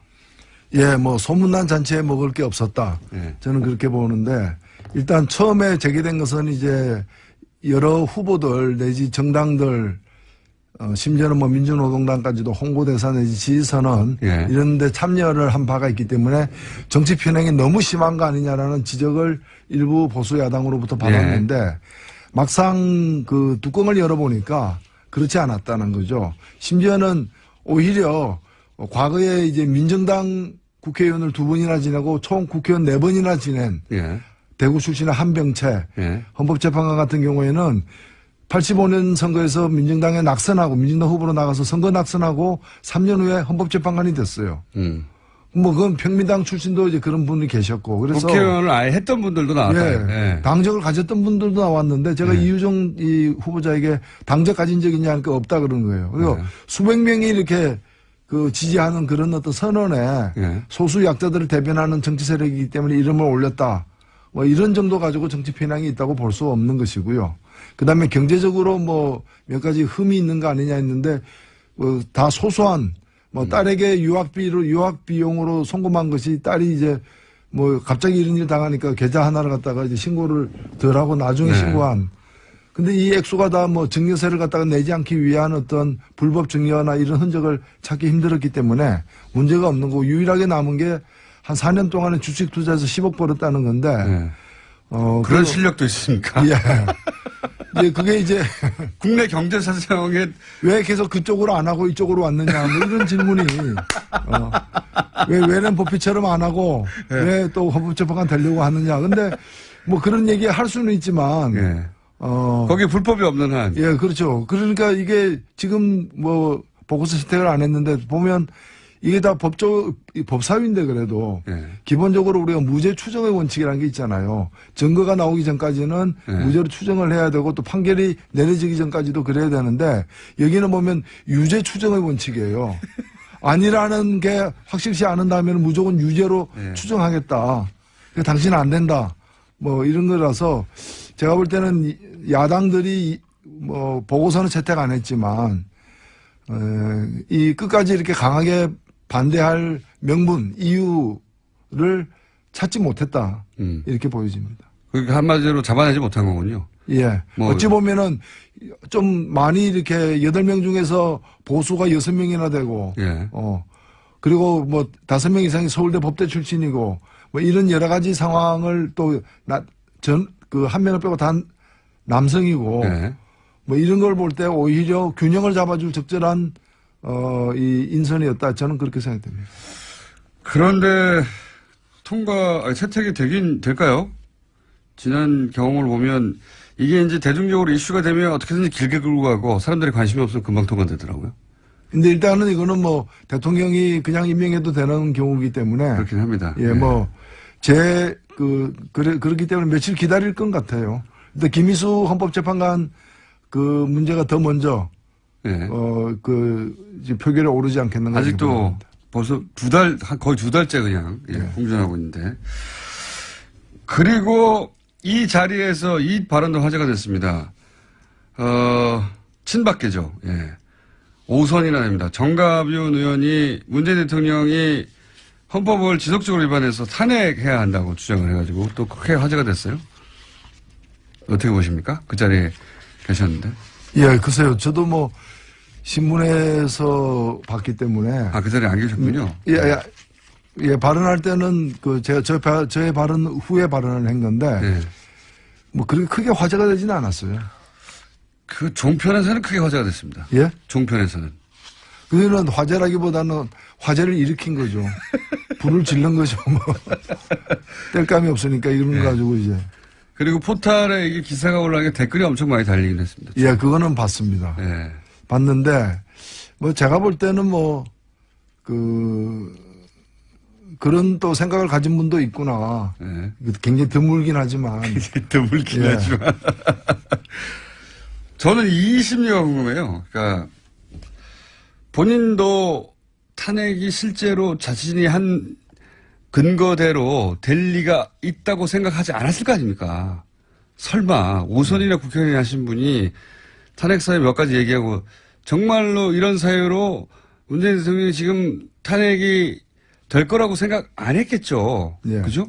그러니까 본인도 본인이 한 말이 그렇게 될 거라고 생각 안 하잖아요. 안 하죠. 예.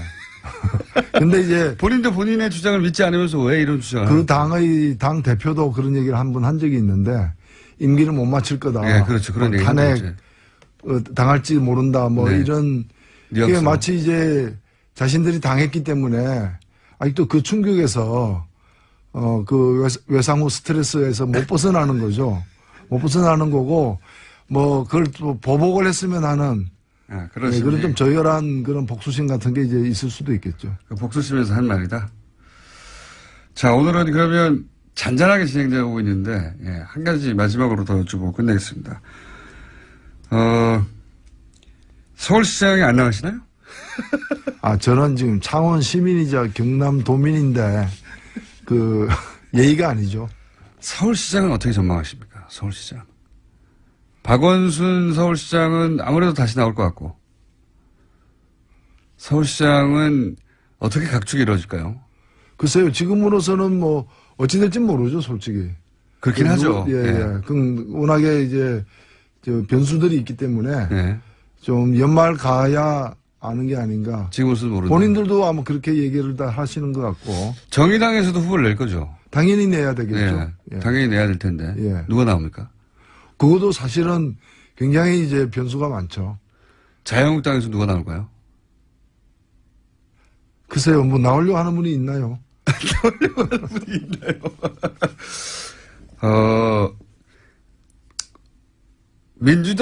민주당에서는 박원순 서울시장도 경선에 참여해야 되는데, 예. 박원순 서울시장의 가능성이 높겠죠? 경선을 통과할 현재 기준으로 보자면? 모르죠. 다 모르신다고. 아니요, 뭐, 이제 박원순 시장도 거취 문제에 대해서 연말까지 정하겠다라고 일단 네. 최근에 공식 입장한 그거. 부인하지는 않는 걸로 보아서는 황교안 어떠십니까? 황교안. 아니, 가능성. 지금이 유신 시대가 아니잖아요. 본인 이제 트위터, 페이스북인가 같은 SNS 활동도 제법 적극적으로 하시고 뭔가 뜻이 있는 것 같은데. 그거야, 글쎄요. 이게 뭐, 학도 혹단 선거도 아니고. 오늘 노회찬 대표님이 왠지 뭐랄까요. 약간 기운도 빠지신 게 아침 식사를 못 하고 오셨어요. 기운 빠진 게 아니라, 네. 예, 적절히 쓰고 있죠, 뭐. 적절히요? 네. 아무래도 힘이 없다는 핑계로 다음에 첼로 연주를 안 하려고 하는 거죠. 첼로 연주 저희가 꼭, 하시도록 만들겠습니다.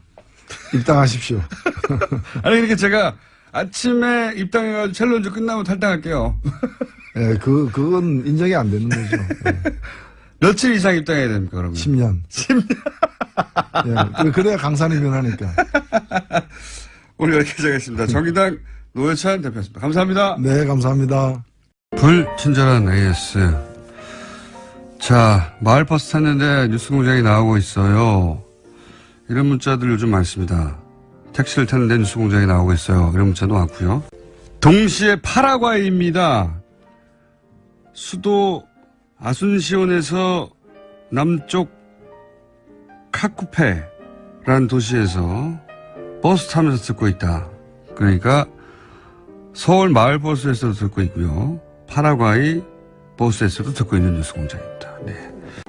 그 외에도 휴스턴 이야기도 많습니다. 오늘 허리케인 하비가 휩쓸고 간 휴스턴에 사는 요청자입니다.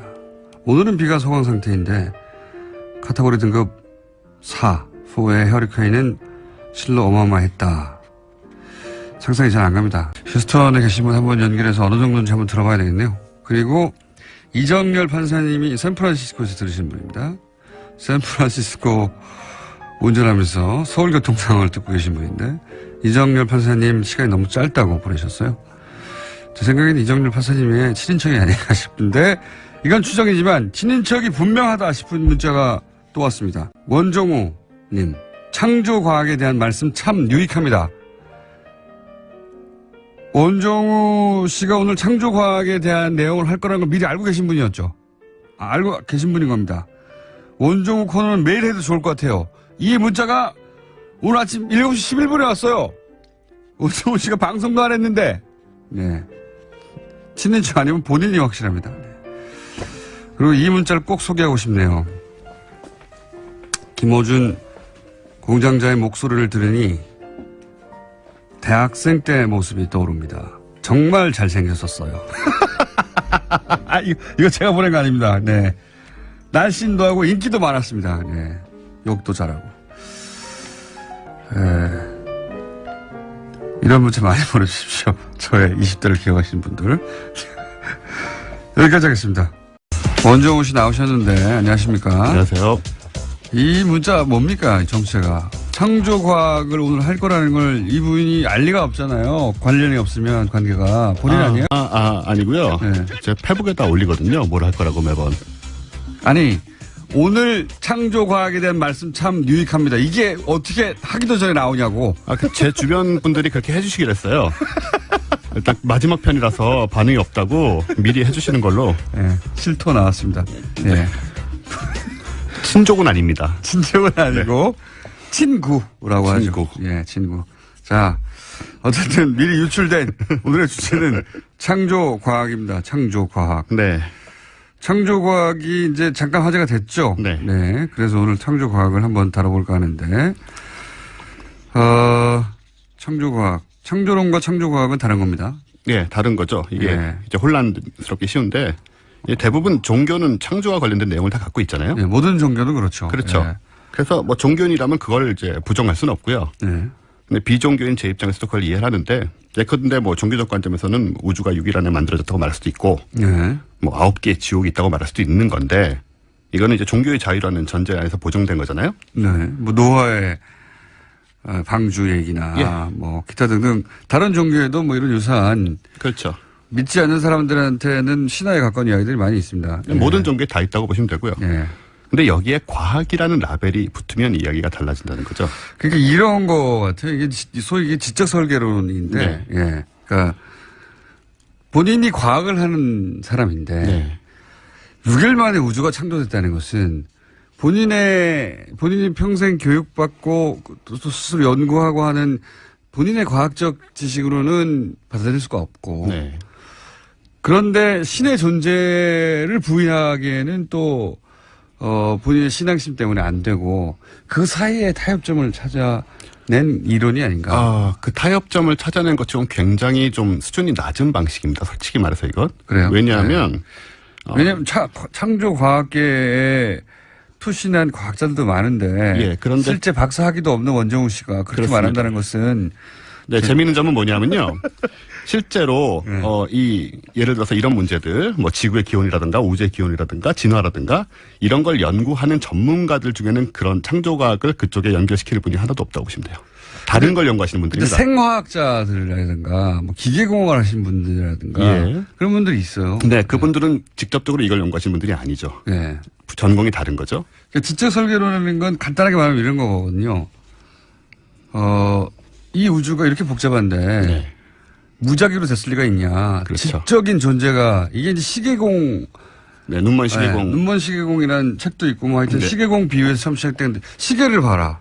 이렇게 복잡한 게 저절로 생겼겠냐? 근데 그것도 훨씬 더 복잡한 예를 들면 인간이나 우주가 누군가 지적 설계를 하지 않았을까? 뭐 이런 거죠. 그게 이제 그런 생각을 할 수 있고요. 네. 사실 상식적으로 떠오르는 생각인데 그렇죠. 거기에 대한 반박, 논리적 반박은 모두 다 나와 있습니다. 그 부분들에 대해서 우리가 조금만 찾아보면 다 읽을 수가 있고요. 예를 제가 들면- 여기서 비판하는 건 뭐냐면 네. 지적 설계 논리랑 접근보다는 그러니까는 창조 그러니까 종교적인 관점, 종교적인 믿음을 과학으로 계속 증명하려는 태도가 잘못됐다는 얘기를 하는 거죠. 그러니까 두 개가 만나면 안 되는 지점들이 있거든요. 그렇게 이제 학위를 가지신 분들을 비판하고 학위도 없는 사람 비판하고 있는 거예요. 네, 그렇습니다. 왜냐하면 이 주장하신 분들 중에는 분야의 박사들이나 그런 분들 꽤 있거든요. 그러니까 극단적인 표현을 하자면 제가 한 비유가 아니라 지적 설계론자들이 주장한 비유 중에 하나는 747. 네. 747 그 보잉 747 비행기의 부품들을 다 분해해서 네. 사막에 뿌려봐라. 그런 다음에 뭐 바람이 불고 회오리가 불고 그래서 그게 다 747로 다시 합쳐지겠느냐. 누군가가 지적 설계를 한 게 아니겠느냐. 비행기보다 훨씬 더 복잡한데 우주는. 이런 비유를 들어서 이제 지적 존재가. 예, 굉장히 잘못된 비유죠. 네. 왜냐하면 기본적으로 생명, 생체라는 것, 생체가 가지고 있는 그 자기 조직력을 무시한 거고요. 두 번째로는 40억 년이라는 시간 타임 스케일을 보지 않는 겁니다. 그것은. 네. 그래서 기본적으로 아주 파기된 논이고요. 그런 거는. 유기체가 40억 년에 걸쳐서 점점 진화하는 것과 네. 다 분리되어 있는 부품들이 스스로는 붙을 수 없죠. 네. 예. 그것과 비교하면 안 된다 뭐 이런 얘기인데요. 그렇죠. 예. 어쨌든 과학이란 라벨이 붙으면 왜 문제가 되느냐. 그러니까 창조론을 비판하려는 것이 아니고 창조론은 창조과학을. 그건 신념의 문제고 신앙의 문제예요. 그렇습니다. 예. 네, 그걸 비판하는 것이 아니고 그러니까 과학이라는 건 기본적으로 합리적이고 상식적인 추론, 관찰, 관측, 실험을 통한 검증이 있어야 되잖아요. 예. 그렇게 증명된 사실만이 과학으로 인정을 받는 거고요. 근데 이 창조과학의 문제점이라고 생각되는 건 뭐냐면 어떤 특정 종교의 경전이 말하는 주장이 그 경전에 표현된 문자 그대로 사실이라고 확인하는 것이 목적이라고 보이기 때문입니다. 꼭 그렇지 않은 사람도 즉 있습니다. 종교적으로 예. 제시된 것들의 옳음을 증명하는 것이 대전제라는 거죠. 여기서 지적 설계했을 때 지적 존재가 있어야 되니까 그렇죠. 이 지적 존재를 신이라고 하는 거죠. 그렇죠. 근데 신이라고 여기서 하지 우리가 않고, 예. 창조과학이라고 말하는 부분은 그거보다 더 작은 범위입니다. 사실은 일반적인 지적 설계론보다 예. 창조과학이라는 건 고유명사고요. 예. 그러니까 이 창조 관련된 과학이라는 의미보다 훨씬 좁은 영역에 사실 있습니다. 예를 들어서 과학에서는 지구의 나이를 46억 년이다라는 어떤 전제를 깔고 그거를 증명하려고 하진 않거든요. 예. 증거들이 조합돼서 그 답이 나온 거죠. 그렇죠. 답이 이것저것 뭐 검사해보고 네. 예. 반감기 조사해보고 어쩌고저쩌고 그렇죠. 그랬더니 40몇 억 년이라고 하는 이제 추론이 나온 거죠. 그렇죠. 근데 창조과학의 주요 주장 중에 뭐가 있냐면 이 젊은 지구론이라는 게 있거든요. 예. 이건 말 그대로 지구의 실제 나이가 성경에 근거해서 6,000년밖에 안 됐다. 6,000년. 성경이 맞아야 하니까 그걸 이제 네. 예. 이게 이제 좀 과학이라는 얘기를 하긴 어렵다는 것인데 이 근거가 뭐냐 하면 아일랜드의 어셔주교라는 사람이 네. 그 성경 앞부분에 있는 그 족장들, 그러니까 유대의 왕들이죠. 네. 그 왕들의 그 나이를 역추적해서 예. 찾아낸 게 BC 4004년입니다. 그 나이로 성경에 근거하여 추정해보면 나이가 BC 4004년 4년. 정도. 그러니까 6,000년 전인 거죠. 그때 살았던 사람이다라고. 그때 이제 6,000년 전에 우주가 그 아담과 이브가 생겨났다는 겁니다. 지구가 생겨나고. 네. 성경적 관점에서 보자면. 그렇죠. 그래서 그 6,000년을 증명하기 위해서 다른 증거들을 도입을 하는 거죠. 네. 그리고 6,000년이 아닌 증거는 배제하는 거죠. 사실. 배제하는 거죠. 그래서 이 젊은 지구로는 어떻게 되냐면 46억 년이 6,000년으로 이제 압축돼야 되잖아요. 예. 그러니까는 인간과 공룡도 함께 살았어야 되고요. 그 정도 압축해서 빨리빨리 하려면은 사실은 우리나라한테 맞는 이론인데요. 초압축 성장에 네, 한국적 네. 그 공룡과 인간이 같이 살아야 되고 같이 예. 살아야 되고 이런 게 있고요. 그러니까는 사실 46억 년의 모든 지질학적, 고인류학적, 고생물학적, 진화생물학 증거가 다 나와 있는데 네. 이걸 6,000년에 압축하려다 보니까는 무리가 생길 수밖에 없습니다. 그렇겠죠. 이게 사실 어떻게 보면 제가 지난번에 여기서 얘기했던 지구 평면설 예. 하고 좀 크게 다르지 않잖아요. 지구가 6,000살이란 거는. 예. 그래서 사실 반박하려는 시도 자체가 좀 궁색한 상황인데 이게 이제 말씀하셨듯이 이제 본인이 과학적 훈련을 받다 보니까 신앙도 과학으로 풀어보려고 하는 그런 욕구가 생기죠. 그런 욕구가 생긴 것이 창조과학이라고 하는 이름으로 만들어진 거죠. 예. 그렇죠. 근데 사실 창조과학에서 말하는 세계관이 종교적으로도 가장 보수적이고 가장 그 원론적인 그러니까 근본주의라고 하죠. 그것에 가깝다는 점이 이게 모순적인 좀 느낌들이 있고요. 이게 철학적인 레벨에서 접근해야 한다는 뭐 이런 얘기도 있어요. 그러니까 지적 설계론이 이게 이제 유신론과 무신론을 과학적으로 접근해 보려는 시도다. 이렇게 거창하게 얘기하기도 합니다. 예. 그러니까는 철학으로 가면 되는데 과학이란 것은 아주 구체적이고 특정한 사고하는 방식이거든요. 그래서 그런 점에서 이제 문제가 생긴다는 것을 많은 과학자들이 주장을 하는 거고, 그리고 그럼 기독교인 과학자들이 전부 창조과학을 믿거나 창조과학에 경도되느냐면 그렇진 전혀 않고요. 제가 아는 과학자들 주변에도 기독교인들이 꽤 있습니다. 근데 이분들이 지구의 나이가 6,000살이라는 생각 같은 거는 거의 대부분 하지 않고 훨씬 대국적이고 큰 그림에서 성경을 받아들이고 혹은 자기 경전을 받아들이고. 어떻게 그 소위 이제 성경의 문구 하나하나와 본인이 가지고 있는 과학적 지식을 그 괴리가 생길 때 어떻게 해결합니까? 신앙을 가진 과학자들은. 쉽지 않은데 성경의 문구 하나를 전부 받아들이려면 돼지고기도 먹으면 안 되잖아요. 그렇죠. 여러 가지 굉장히 많은 문제가 생깁니다. 그래서 이걸 이제 현대적으로 접근을 해서 과학자들, 제가 아는 과학자들 같은 경우에는 과학이 풀어내지 못하는 지점이 있습니다. 예를 들어서 우주론 같은 경우에 빅뱅은 왜 일어났나? 혹은 빅뱅 이전에는 그럼 뭐였나? 뭐 빅뱅 이전엔 뭐가 있었나? 이런 것들은 물리법칙이 빅뱅에서 붕괴되기 때문에 그 이전으로 돌아간다는 게 의미가 없어지거든요. 이 지점에 자신들의 신을 놓으세요. 그러니까 기존의 과학 이론들에 대해서는 받아들이되 지금 현재 과학으로 해결할 수 없는 부분에 신을 놓는다. 그렇죠. 그래서 뭐 왜 편하네요. 예, 그렇게 얘기할 수도 있고. 어떤 의미에서는. 네. 어쨌든 간에 지금의 우리 과학과 모순되지 않는 그래서 그런 스탠스를 취할 수가 있는 거죠. 그래서 저는 이것은 어쨌든 신앙을 가진 사람으로서 최선의 형태라고 생각을 하고요. 근데 이제 창조과학은 그게 아니라 적극적으로 그 경전에 맞추려고 한다, 과학을. 네, 그렇죠. 뭐 그랜드 캐년이 노아의 방주 때, 그 홍수 때 생긴 거고. 이렇게 그렇게 주장합니다. 네네. 이렇게 아주 구체적인 사안들을. 그러면은 노아가 미국에 살아야 되는 거 아닙니까? 노아가 뭐 원체 홍수가 이스라엘 컸으니까. 쪽 아니었나요? 그게 이제 전 지구적으로 벌어진 홍수니까 뭐 여기저기 그렇게 자국을 남겼다. 그래서 이제 그랜드 캐년이 이제 그래서 생겼다는 주장을 하시고. 그러니까 이런 식이라고 생각하시면 돼요, 매사가. 그러니까 너무 구체적인 사안들을 전부 이제 일일이 입에 맞춰가지고 하다 보니까는 무리가 생기는 것이고 비과학적인 요소가 안 생길 수가 없죠. 그러니까요. 이 창조 과학이라는 게 제가 알기로는 미국에서 출발한 것인데 우리나라에서도 한 10여 년 전에 만들어졌잖아요. 네, 꽤 됐습니다. 예. 거기에 과학이라는 이름을 붙었기 때문에 참여하시는 분들은 사실은 이공계 출신의 학자들입니다. 그렇죠. 일단 여기서 우리가 좀 짚고 넘어갈 게 뭐냐면 뭐 저는 종교를 부정하는 사람은 아니고요. 근데 종교는 기본적으로 믿는 행위가 전제지 않습니까? 근데 과학은 의심하는 행위가 전제거든요.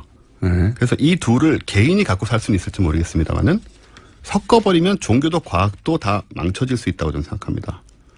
무신론자시죠? 네, 무신론자입니다. 네, 저도 무신론자이기 때문에 이거는 둘이 붙어서 얘기하면 유신론자가 없기 때문에 불공정한 방송이나 재미는 있습니다. 네, 어쨌든 종교가 믿는 행위고 과학은 의심하는 행위라는 점은 아주 기본적인 전제라서 저는 이것들이 깔끔하게 잘 분리됐으면 좋겠다는 생각이 있습니다. 오늘 굉장히 진지하게 늦게 헐레벌떡 들어와서 이것이 재미없을 걸 알고 일단 여기서 끝내야 되거든요. 안녕! 안녕! 다음 뉴스는요? 네, 관련해서요. 원세훈 전 국정원장이 민간인을 사찰하고 협박하도록 지시한 것으로 해석되는 문건도 나왔다고 합니다. 원 전 원장이 진보 진영 인사로 보이는 민간인 한 사람을 거명하면서 불만을 표시했다라고 하는데요. 집행유예 기간 중에 그렇게 돌아다녀도 되느냐라고 이야기하면서 지금이라도 내일 구속된다는 사인을 줘라. 그런 식으로 행동하면 처벌된다라고 말해서 활동 못하게 해라라는 지시를 했다라는 겁니다. 민간인 중에 마음에 안 드는 사람이 있으면 국정원장이 이름을 특정해서 겁줘서 일 못하게 하라고 하는 눈에 보이는 게 없었던 거죠. 마음대로 해도 된다고 생각했던 겁니다. 이런 뉴스 계속 나올 것 같고요. 자, 다음 뉴스는요? 네, 박근혜 대통령 시절 청와대 제2부속실에서 9천 개가 넘는 파일 나왔다라는 소식도 전해드린 바가 있는데요. 이와 관련해서 사정당국 관계자 발언이 나왔습니다. 자료를 정리하는 과정에서 문화계 블랙리스트 작성에 조윤선 당시 정무수석이 연관된 것으로 보이는 정황이 있다라는 건데요. 조 전 수석의 재직기간과 해당 문건 작성 기간이 겹칩니다. 이 뉴스는 저희가 어제 파일이 나왔다는 소식을 듣자마자 예언했던 뉴스네요. 예, 조윤선 전 장관의 관여. 조윤선 전 장관이 떨고 있겠다 이런 얘기를 했었는데 뉴스로 나왔습니다. 하루 앞서 뉴스를 만드는 뉴스 공장이었습니다. 자, 다음 뉴스는요. 네, 이재용 삼성전자 부회장의 1심 유죄 판결문이 박근혜 전 대통령 재판의 증거로 쓰이게 됐습니다. 어제 해당 재판에서 검찰이 증거로 제출했고요. 재판부가 받아들였습니다. 이게 이제 증거가 됐다는 얘기는 무기징역까지 가능하다는 얘기거든요. 박근혜 전 대통령이. 한 달 정도 남았죠, 이제, 판결이. 예. 네, 우선 구속 만기가 10월 중하순 정도로 예상되는데요. 원래, 박근혜 전 대통령의 공판 전략은 박근혜 전 대통령이 탄핵 때부터 단 한 번도 이 재판 전략을 제대로 세운 적이 없었지만 이번에도 마찬가지인 것이 어떻게든 시간을 끌어서 이재용 삼성 부회장 판결이 그쪽은 훨씬 더 많은 변호사들이 국내 최고의 변호사들이 수십 명이 붙었으니까요. 거기서 유리한 판결을 이끌어내고 본인도 그 혜택을 입는다 이런 전략이었던 것 같은데 다 무산됐습니다. 물거품이 되었습니다. 이제 이렇게 되면 이재용 부회장에 대한 판결은 뭐 논란이 있습니다만 어쨌든 뇌물죄가 성립이 됐기 때문에 그걸 받아들이는 순간 박근혜 전 대통령은 무기징역까지도 가능하다. 예, 뇌물 받은 사람을 훨씬 더 강하게 처벌합니다. 네. 그렇게 하지 말았어야 한다고. 그게 유리하지 않을 거라고 저희들이 계속 얘기해왔는데, 또다시 이상한 전략을 활용하다가, 망하는 길로 가고 있습니다. 자, 다음 뉴스는요? 박근혜 전 대통령이 최근 탈당 의사가 없다. 차라리 출당시켜라 라는 의사를 표했다고 국민일보가 보도했습니다. 최근 자유한국당 내부에서 제기되는 자진 탈당과 관련한 발언인데요. 박 전 대통령 쪽도 10월 중하순으로 예상되는 1심 선고 전에 출당론이 거론되는 것에 대해서 강한 불쾌감을 표출했다고 합니다. 박근혜 전 대통령이 직접 이런 말을 했을까요? 박근혜 전 대통령의 측근들, 밖에 있는 측근들이 위기감을 느껴서 한 말이겠죠. 근데 저는 이제 어떤 생각이 드냐면 박근혜 전 대통령 출당 이야기가 이재용 삼성 부회장 판결 직전에 자유한국당에서 나왔어요. 출당론이. 그렇죠. 홍준표 대표가 직접 그런 언급들을 했었습니다. 이건 순전히 저 혼자의 짐작, 추정, 근거 없는 짐작, 추정에 불과하긴 하지만 시점상 이재용 삼성전자 부회장의 판결이 사실은 유죄로 나올 것이라는 것을 어느 정도 어떤 루트를 통해서인지는 모르겠으나 자유한국당 측에서 알지 않았을까. 만약에 이재용 삼성 부회장이 뇌물 부분이 유죄가 나오면 박근혜 전 대통령이 아까 말씀드린 대로 무기징역까지도 가능하단 말이죠. 그런 만약에 무기징역을 받아버린 다음에는 자유한국당 입장에서 굉장히 곤란해지니까 선수를 치는 게 아닐까. 혼자의 전망입니다만, 추정입니다만 그 시점에 하도 뜬금이 없어서 이때까지 계속 기다리다가 판결 직전에 그런 이야기를 할 이유가 뭐가 있을까 혼자 생각하다 그런 생각도 해봤습니다. 근거는 없습니다. 제 생각입니다.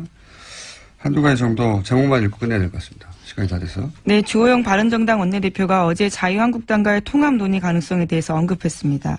언론 인터뷰를 통해서요. 박근혜 전 대통령 출당과 친박 8쪽에 대한 책임 있는 모습이 보이면 통합 논의가 활발해질 수 있다라고 이야기한 겁니다. 주호영 바른정당 원내대표가. 이 이야기는 대선 전에 계속 있었던 사실 친박, 친문을 제외한 나머지 연대 오랫동안 얘기했었죠. 이걸 3당 합당이라고 제가 표현해 왔었었는데 뭐 그걸 다시 시도하는 겁니다.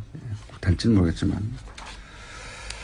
자, 그러면서 또 홍준표, 안철수 두 전 대선 후보가 만났고요. 그죠? 네, 대선 이후 처음으로 만났는데요. 당대표가 돼서 예방격으로 만난 겁니다. 그 자리에서 문재인 정부 정책을 비판하는데 한 목소리를 냈습니다. 대선 후보 토론 때 쳐다도 안 보겠다고 했던 안철수 후보나 당시 초등학생이라고 했던 홍준표 후보가 이제 아주 반갑게 다시 만나서 친하게 사진을 찍었습니다. 안철수 대표는 정신이 다 됐어요, 정말. 여러 차례 끼는 거지만. 자, 오늘 여기까지 해야 될 것 같습니다. 시사인의 김은지였습니다. 감사합니다. 알았다는 것이고, 발사 후에 몇 분 후에 일본 상공을 휙 지나갑니다. 다 지나가는데 열차를 못 계속 준다시요. 이유가 없어요. 아베 정권 입장에서 이제 지금 한참 그 직전까지 학원비 가지고 지지율이 30%로 떨어졌다가. 그렇죠. 예. 그리고 평화 헌법 개정도 해야 되는데 그 지지율도 반등 실제 됐고, 예. 그리고 평화 헌법도 개정하려는 아베 평생 꿈이죠. 예. 그걸 이제 북한 미사일 도움을 받아서 이렇게 의도적인 난리를 친다는 거죠. 네, 그래서 어제 아베 내각이 굉장히 긴밀하게 움직였는데 아베 총리도 어제 하루에만 3번이나 기자들 앞에서 기자회견했다고 합니다. 그럴 필요가 있었겠죠. 예. 휴교를 왜 합니까? 수상한 사람, 방송 NHK를 통해 수상한 사람 보면 신고하라고. 예. 미사일 다 지나가는데 왜 철도가 서 있어요? 다시 돌아오나요, 미사일이? 여하간 그렇게 해서 북한은 미국도 재밌어요, 반응이. 미국의 본토는 영향이 없다. 뭐 괌은 위협이 안 된다. 괌에 위협이 안 된다는 걸 굳이 강조를 합니다. 미국의 말을 전혀 듣지 않는 건 아니라는 걸 강조하면서도 뭐 강력하게 뭐 대응하겠다. 네, 모든 옵션은 테이블 위에 있다. 이렇게 밝혔습니다. 화염과 분노에 비하면 뭐 아무것도 아닌 반응이죠. 모든 옵션이 테이블에 있다는 것은. 여하간 트럼프도 큰 도움을 받았죠. 예, 러시아 스캔들 얘기도 들어가 버렸고, 백인 인종주의 얘기도 이제 이걸로 덮고, 그러니까 북한, 미국, 일본 모두 자기 국내 정치 아주 잘 미사일 발사를 써먹고 있는 거죠. 예. 북한이 이미 훨씬 더 긴 사정거리로 쏠 수 있다는 걸 증명했잖아요. 그럼 더 짧은 거리는 당연히 쏠 수 있겠죠. 예. 그 자체로는 큰 대수가 아니고, 사실은. 이제 북한이 제시한 미국의 조건이 뭐 마음에 들지 않았거나, 네. 이런 그래서 이제 압박을 하면서 더 나은 조건으로 대화를 모색하는 그런 의도 아니겠냐 하는 분석도 일본에서도 해요. 근데 이게 상식적인 분석인데, 우리나라에서 이런 소리를 하면 이제 친북이라고 합니다. 예. 당연한 분석인데, 이런 걸 못하게 한 세월이 한 10년 되다 보니까. 자, 어쨌든 미사일 발사하고 우리도 그래서 전투기 출격시켜서 폭격 훈련도 하고. 예. 네, 문재인 대통령이 강력한 대북 응징 능력 과시하라고 지시해서요. 이에 군이 즉각 전투기로 북한 지휘부를 섬멸하는 폭격 훈련을 실시한 겁니다. 과거 정보와의 차이라면, 예. 그때는 대북 휴전선에서 방송을 했죠. 네, 대북 방송했었습니다. 네, 우리 전투기를 출격시켜서 폭격 훈련을 한다. 이런 게 아니라 대북 방송을 가만히 있지 않겠다면서 대북 방송을 했죠. 네, 뭐 소녀시대 같은 걸그룹 노래도 틀기도 하고요. 일종의 심리전을 펼친 겁니다. 북한의 미사일 발사하면 그렇게 대응을 했었고, 과거 정권과 차이가 있다면 이쪽에서도 그 무력 시위를 하는 거죠. 우리 남한도. 그리고 나선 그래도 대화를 통해서 해결해야 된다. 두 가지 메시지를 동시에 내는 겁니다. 현재는. 여하간 각국이 장사를 잘하고 있다. 북한과 일본과 미국이. 특히 일본이 장사를 아주 이 일로 정치 장사를 잘하고 있다. 이렇게 보시면 될 것 같습니다. 자, 다음 뉴스는요.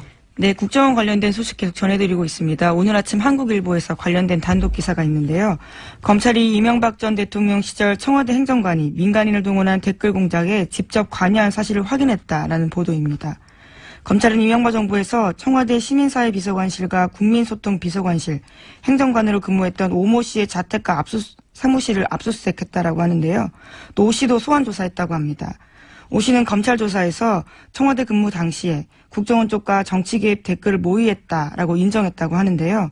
또 자신의 친인척 10명 정도를 동원해서 직접 댓글 알바까지 했다라는 겁니다. 청와대 행정관이? 그렇죠. 당시에요.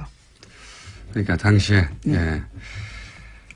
제가 이제 한번 말씀드린 적이 있는 것 같은데 광우병 사태 때 이명박 대통령이 당시 직접 행정관들한테 댓글 달라고 지시했다고 제가 말씀드린 적이 있잖아요. 직접 들은 이야기입니다. 제가. 그런데 이제 실제 행정관이 알바들을 동원해서 여기서 알바들은 친인척입니다. 친인척을 동원해서 아이디를 많이 만들고 청와대에 있을 때 댓글 달았다는 거잖아요. 네, 예. 1인당 50개까지 아이디를 만들어서 돈도 300만 원까지 받았다고 합니다. 1인당. 예. 근데 이제 이게 청와대 행정관이 청와대에서 이 일을 하는데 청와대가 몰랐다는 건 말이 안 되죠. 예. 시민사회 비서관실에 있는 행정관이었으면 시민사회 수석은 알아야죠. 또 오 씨 같은 경우에는 이명박 전 대통령 최측근으로 분류되는 종교인 김모 씨와 사돈관계라고 알려졌고요. 또 지금까지도 이명박 전 대통령 지지성냥 시민단체 산하연구소에서 일하고 있다고 합니다. 그렇군요. 그러니까 시민사회 비서관실에 있었으면 당연히 비서관실의 시민사회 수석은 이걸 알아야 되는 거죠. 예. 알 수밖에 없어요. 청와대. 사실은 자료도 마음대로 못 가져가고 굉장히 엄격하거든요. 수석이 알았으면 비서실장도 알았겠죠. 비서실장이 알았으면 대통령이 알지 않았을까 하고 이제 이 수사가 진척이 될 가능성이 아주 높죠. 자, 댓글 이야기가 이제 청와대 내 근무하던 행정관까지 갔군요.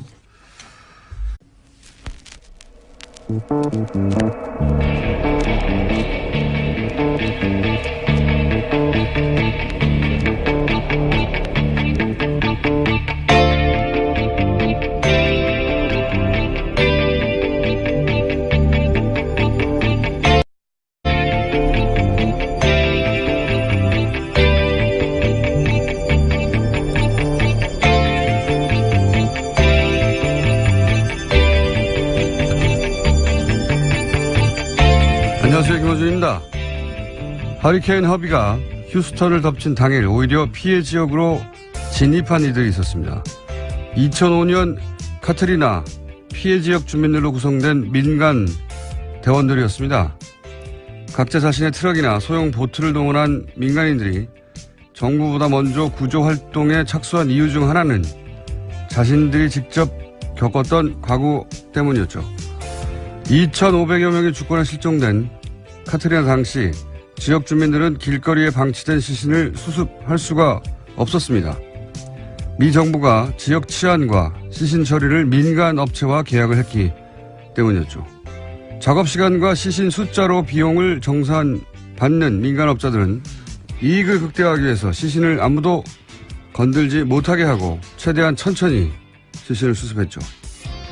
정부의 기본 의무인 재난의 구조, 군안마저 자본의 욕망에 맡겨버린 재난자본주의의 극명한 사례였습니다.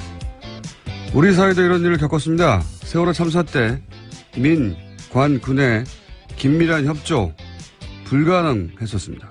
대신 특정 군안업체가 현장을 독점했었죠.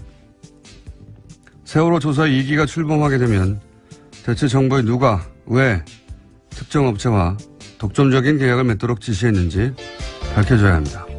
국가가 국민들을 구하진 못했더라도 최소한 왜 그랬었는지 아무리 시간이 지나도 밝혀내야 하는 거죠. 그게 아이들을 먼저 보내고 남은 어른들의 의무죠. 김호준 생각이었습니다.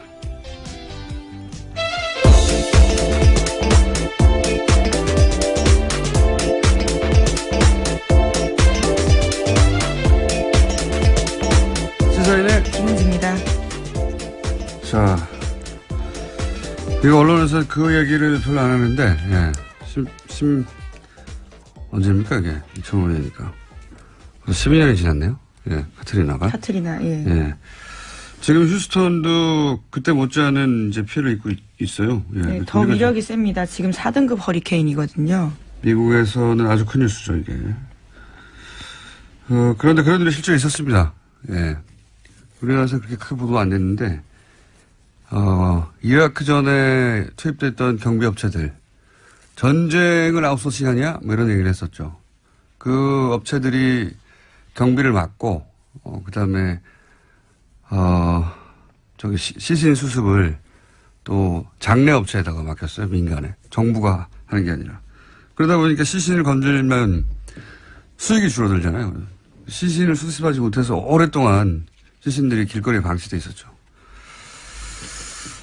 그래서 그 일을 겪은 그 지역 주민들이 이제 자체적으로, 조직을 만들어가지고, 재난이 나니까 이 사람들이 먼저 달려왔어요. 그런 일이 있었다. 세월호도, 소위 그런 걸 재난자본주의라고 하는데, 재난을 통해서 이익을 찾는, 세월호 때도 그런 일이 있었다고 할 수 있죠. 그래서 갑자기 생각이 나서 그 얘기를 했고요. 자, 첫 번째 뉴스는요. 네, 나온 소식 김에 먼저 허리케인 하비 소식 알려드리겠습니다. 허리케인 하비가 미국 남부 지역을 강타하면서 그로 인한 피해가 눈덩이처럼 커지고 있다고 합니다. 피해 규모가 많게는 100조 원대에 이를 거라는 전망도 나왔는데요. 사망자 숫자도 10명으로 늘었습니다. 4만 명 가까운 주민이 집을 떠나 대피했고요. 45만 명이 넘는 수재민이 발생할 걸로 전망됩니다. 알겠습니다. 네, 방금 전해드린 내용이고요. 자, 우리 소식은요? 네, 어제 북한 미사일 쐈다라는 속보 전해드렸는데요. 더 자세한 내용들이 나왔습니다. 어제 북한이 평양 순안 비행장에서 탄도미사일 한 발을 동해 방향으로 발사했습니다. 미사일은 고도 550km까지 올라가면서 일본 홋카이도 상공을 가로질러 2700km를 비행했습니다. 29분간 날아간 미사일은 북태평양에서 떨어졌는데요. 북한 발사체가 일본 열도 상공을 통과한 것은 과거에 몇 번 있는 일이지만요. 무기화된 미사일은 이번이 처음입니다. 5번째인가, 4번째가 그럴 거예요. 예전에 대포동 때도, 90년대도 넘어갔었어요. 네. 그리고 최근에 또 인공위성이라고 하고, 그때도 일본에서는 난리가 났었는데, 이번에는 아주 기다렸다는 듯이, 준비된 난리가 났어요. 신칸센을 30분간 중단시켰거든요. 지하철도. 네, 멈췄죠. 주민들도 피난 명령하고, 휴교도 했습니다. 방송에서 수상한 사람 보면 신고하라고. 미사일 넘어가는데 수상한 사람이 땅 위에서. 그리고 이게 의도된, 난리인 것이, 발사하고 곧장 알았잖아요. 그리고 궤도 파악도 됐을 거고. 그러면 그 궤도 계산하고 대략 어디 떨어지는지도 대충 알고. 일본에 안 떨어진다는 건 안다는 거죠. 뭐하러 필요한 시킵니까? 물론 과거와 다른 점은 예고되지 않았다라는 점이 있긴 있습니다. 아니, 근데 발사되자마자 알았잖아요. 발사된 직후에 바로 알았다는 얘기는, 미사일 포착하고 어떤 궤도를 어떻게 날아가는지 다, 연속 3회입니다. 뉴스 공장. 연속 3회가 아니라 연속 5회군요. 지난주부터 따져보면. 짧게 연속 5회. 한 번에 안 끝나서 이정열 전 부장판사하고 오늘은 전화로 아주 짧게 하고 이제 그만 헤어질까 합니다. 안녕하십니까? 안녕하십니까. 빨리 하겠습니다. 네. 이게 이제 워낙 중요한 판결이라 저희가 한번 전체 구조를 파악해 보려고 하다가 하도 이야기가 길어져서 매번 오늘까지 왔습니다. 오늘은 짧게 하고 끝내죠. 예. 자, 어제 양형의 무죄가 난 부분 중에 이상한 부분 얘기하고 그리고 양형의 이상한 부분 얘기하려고 하다가 시간이 부족해서 마무리를 못했어요. 그렇죠? 네네. 마무리를 해주십시오. 지금 양형 부분에 있어서 이제 불리한 부분은 어제 쭉 말씀을 드렸고요. 그다음에 유리한 부분에 대해서 지금 판결이 근거로 든 게 3가지인데 하나는 수동적이라는 거. 적극적으로 먼저 요구하진 않았다. 두 번째는 청탁하고 나서 그 결과로 삼성 쪽에서 어떤 유리한 결과를 얻었다는 사실까지 확인되지 않았다.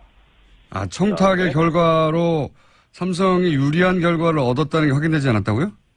네, 그렇게 판결문 되어 있습니다. 아니, 승계 작업이 완료됐으면 유리한 결과 얻은 거 아닙니까? 그러니까요. 그 부분 따로 말씀드릴게요. 그리고 또 하나는 이제 그 승계 작업이나 지배구조 개편 작업이 삼성 그룹이나 이제 계열사 이익에도 기여하기 때문에 혼자만 이득을 취한 건 아니다. 이건 이제 잘못된 거라고 어제 말씀을 드렸거든요. 이렇게 3가지를 들고 있는데요. 일단 이제 조금 전에 이제 공장장님 말씀하신 부분 관련해서 이 판결에서 인정하고 있는 부정한 청탁의 내용이 뭐냐면 어떤 적극적인 유리한 결과를 얻으려고 했던 게 아니라 대통령이 태클 걸지 말라는 거였잖아요. 네네. 태클 안 걸었잖아요. 예.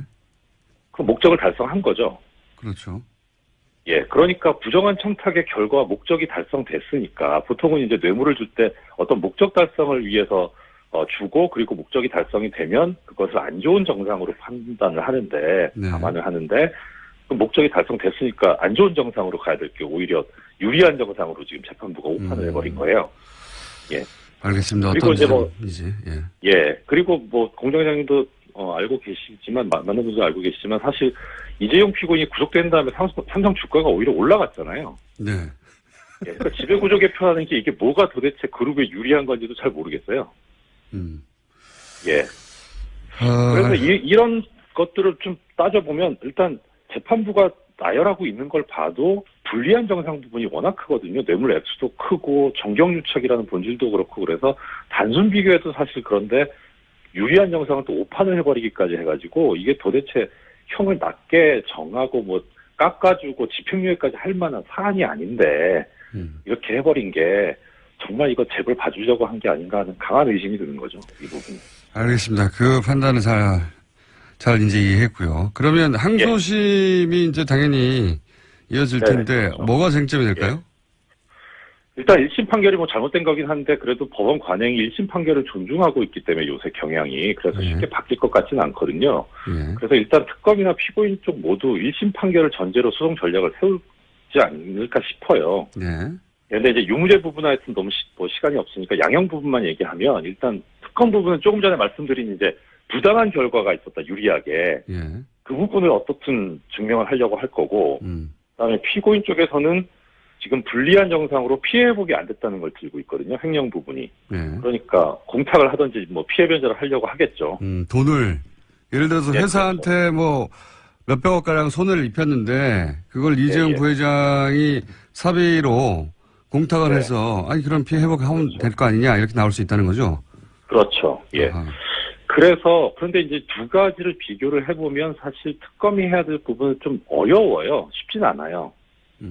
나올 건 다 나왔기 때문에. 근데 이제 삼성 쪽에서 할 거는 상대적으로 쉽거든요. 돈만 공탁을 하면 되니까. 피해 회복을 했다. 그렇죠. 그러니까 이게 특별히 이게 유죄가 무죄로 뒤집히고 무죄가 유죄로 뒤집히고 이런 부분이 없다면은 사실 감형이 이루어질 가능성이 항소심에서 상당히 높아요. 그래서 이제 그렇게 되면 5년이니까 절반까지 할 수 있으니 예. 2.5년 혹은 어쨌든 3년 이하가 되면 집행유예가 가능하니까 그 집행유예를 풀어주려고 그렇죠. 아니냐. 예. 전체적으로 다 보면 제일 낮게 받은 황상수 피고인이 2년 6월에 4년 받았는데 이걸 2년 6월에 3년으로 하고 3년 5년 받은 사람은 2년 6월에 4년 가고 4년 받은 사람들은 3년에 4년 하고 이재용 피고인은 3년에 5년으로 하면 딱 규정도 맞죠.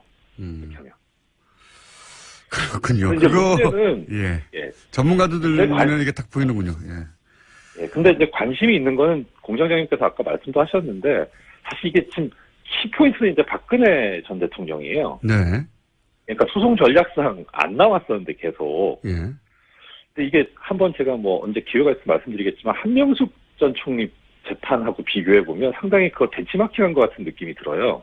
그러니까 한명숙 전 총리 같은 경우에 그 재판에서는 참 묘하게 그 대법원에서 무죄 추정의 원칙을 뒤집어 버리고 그냥 피고인이 무죄 증명을 못했기 때문에 유죄다 이런 논리 구조를 취했거든요. 네.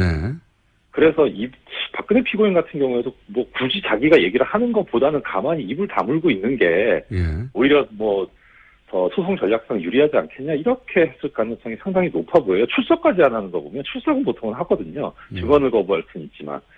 예, 그래서 근데 지금 판결문 보면은 일단 수동적으로 삼성 측에서 그랬다는 거니까 박근혜 전 대통령 쪽에서 능동적으로 먼저 달락을 했다는 거잖아요. 그렇게 되는 거죠, 논리가. 예, 또 하나는 미르재단이나 K스포츠재단은 강압이 있었다는 거고. 예.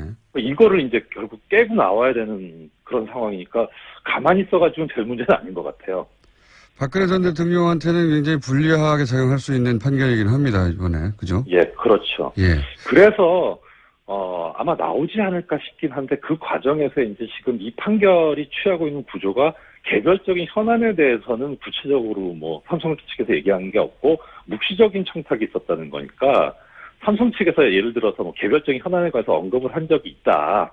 예. 이런 식의 증언이 나오면 1심 판결에서 이 형을 낮게 선고한 구조가 완전히 깨져버리는 거죠. 개별적인 얘기를 해버렸다는 거니까. 그러니까 요는 박근혜 전 대통령 측에서도 이제는 가만히 있지 않고 이재용 부회장에게 불리한 진술을 할 수도 있다는 말씀이시군요. 그렇죠. 본인이 살기 그렇게 위해서. 되면 예. 예. 그러면 이 1심 판결의 구조가 깨져버리니까 항소심에서 특별히 뭐 유무죄가 뒤집히는 부분이 없어도 형량이 올라가야 되는 그런 상황이 돼서 사실 박근혜 전 대통령 부분이 상당히 이제 뭐 주목이 되지 않나 그렇게 싶습니다. 이제는 같은 편이 아니라 이제 서로 등을 돌릴 수도 있다는 말씀을 하시면서 새로운 이야기일 걸 던져서 다시 한번 나오시려고. 네? 자, 역시 예리하십니다. 판사님 오늘 여기까지 하겠습니다. 감사합니다. 네, 고맙습니다. 네. 지금까지 이정열 전 부장판사님이었습니다. 최순실 국정농단이 세상에 알려지는데 매우 중요한 역할을 했던 고영태 씨.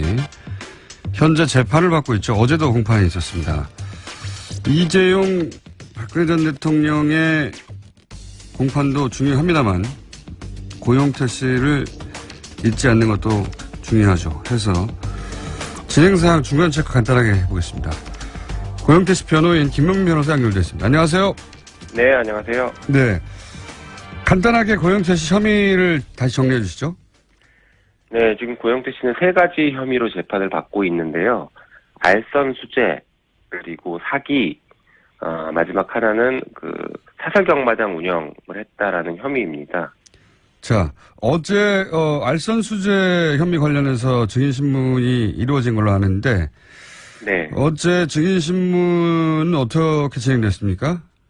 네, 이제 어제와 지난 금요일 이렇게 짧은 기간 내에 그 증인신문이 이루어졌는데요. 네. 돈을 주었다는 사람, 예. 그리고 세관장으로 임명된 사람, 그리고 관세청장으로 임명된 사람, 네. 3명이 나와서 증인으로 진술을 했습니다. 일단 돈을 줬다는 사람의 진술 때문에 사실은 지금 구속된 거 아니겠습니까? 예. 네, 맞습니다. 네. 그런데요. 알선수재라는 게 세관장을 고영태와 최순실을 통해서 세관장을 안 될 사람을 임명하면서 네. 고영태가 돈을 주었다라는 제3자한테 돈을 받았다라는 이런 구조거든요. 인사청탁을 하는데 중간에 돈을 받았다는 네. 거죠. 예. 네. 일단 인사청탁의 대상이 됐던 승진했던 사람이 돈을 준 게 아니라 네. 제3자가 돈을 줬다라는 것도 좀 특이한 그렇죠. 구조입니다. 네. 어쨌든 돈을 주었다라는 사람의 진술은 일단은 신빙성이 많이 떨어졌습니다. 뭐 잘 기억이 안 나고 자기가 돈을 준 건 맞는데 나머지 사실들은 대부분 다 기억이 잘 안 난다라는 그런 얘기들을 했고, 예. 그리고 돈을 준 명목에 대해서도 뭐 그거는 이제 구체적으로 진술을 했는데 나머지 2 공무원들이 돈을 줬다라는 사람의 진술과 완전히 상반된 진술을 해서 돈을 줬다라는 사람의 진술이 상당히 많이 흔들리고 있는 상황이긴 합니다. 그렇군요. 돈을 줬다는 사람의 진술 때문에 사실 이 진술 하나로 구속이 되고 재판을 받고 있는 셈인데 실제로는 근데 돈을 줬다는 사람의 진술이 돈을 줬다는 사실만 얘기하지 나머지는 불분명하고 그리고 그 돈의 혜택을 입은 사람들이죠.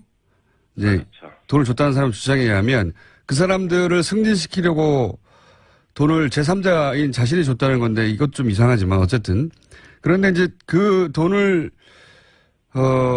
주어서 혜택을 입은 사람들이 나와서 그 혜택을 입은 바 없다거나 혹은 뭐 전혀 상관없다는 식의 진술을 했나 보죠. 구체적인 거는 말씀 안 하셔도 되는데 여하간 신빙성이 깨졌다고 표현하시니까. 예. 제 구체적인 사실관계나 정황들에 대해서 너무 다른 얘기들을 해왔고, 예를 들어서 이제 돈을 줬다는 사람은 고영태가 영향력이 크다라는 식의 얘기를 하지만 나머지 2분은 고영태는 잘 모르겠다. 저 사람은 무슨 영향력이 있는지 잘 모르겠다라는 이런 식이었습니다. 최순실은 알아도 고영태는 최순실한테 이렇게 그 밑에서 일하는 사람 정도 혹은 의존하는 사람 정도의 관계인지는 알겠지만 뭐 고영태가 무슨 영향력이 있는지는 잘 모르겠다라는 식의 이제 얘기들이 실제 그러면 그 돈을 준 사람이 목적한 대로 인사가 이루어졌습니까? 승진 같은 경우들은 이루어졌는데 예. 돈을 준 사람은 그 나중에는 명목 자체를 또 바꿉니다. 자기의 승진과 관련해서 돈을 줬다라고 또 말이 그래요? 바뀌었거든요. 그렇군요. 네. 그런데 이제 본인의 승진과는 사실 상관이 없다라는 게 나머지 2명의 진술에 의해서 매우 구체적으로 확인이 됐습니다. 돈을 줬다는 사람의 진술과 상반되는 진술이 나머지 두 증인으로부터 나온 거군요. 한마디로 말하면. 네. 이게 이제 저희가 일종의 허위 자백이라고 부르는 것인데요. 허위 자백을 하는 사람들의 특징이 있습니다. 이게 무지의 폭로라는 것이 있는데 이제 진술을 하는데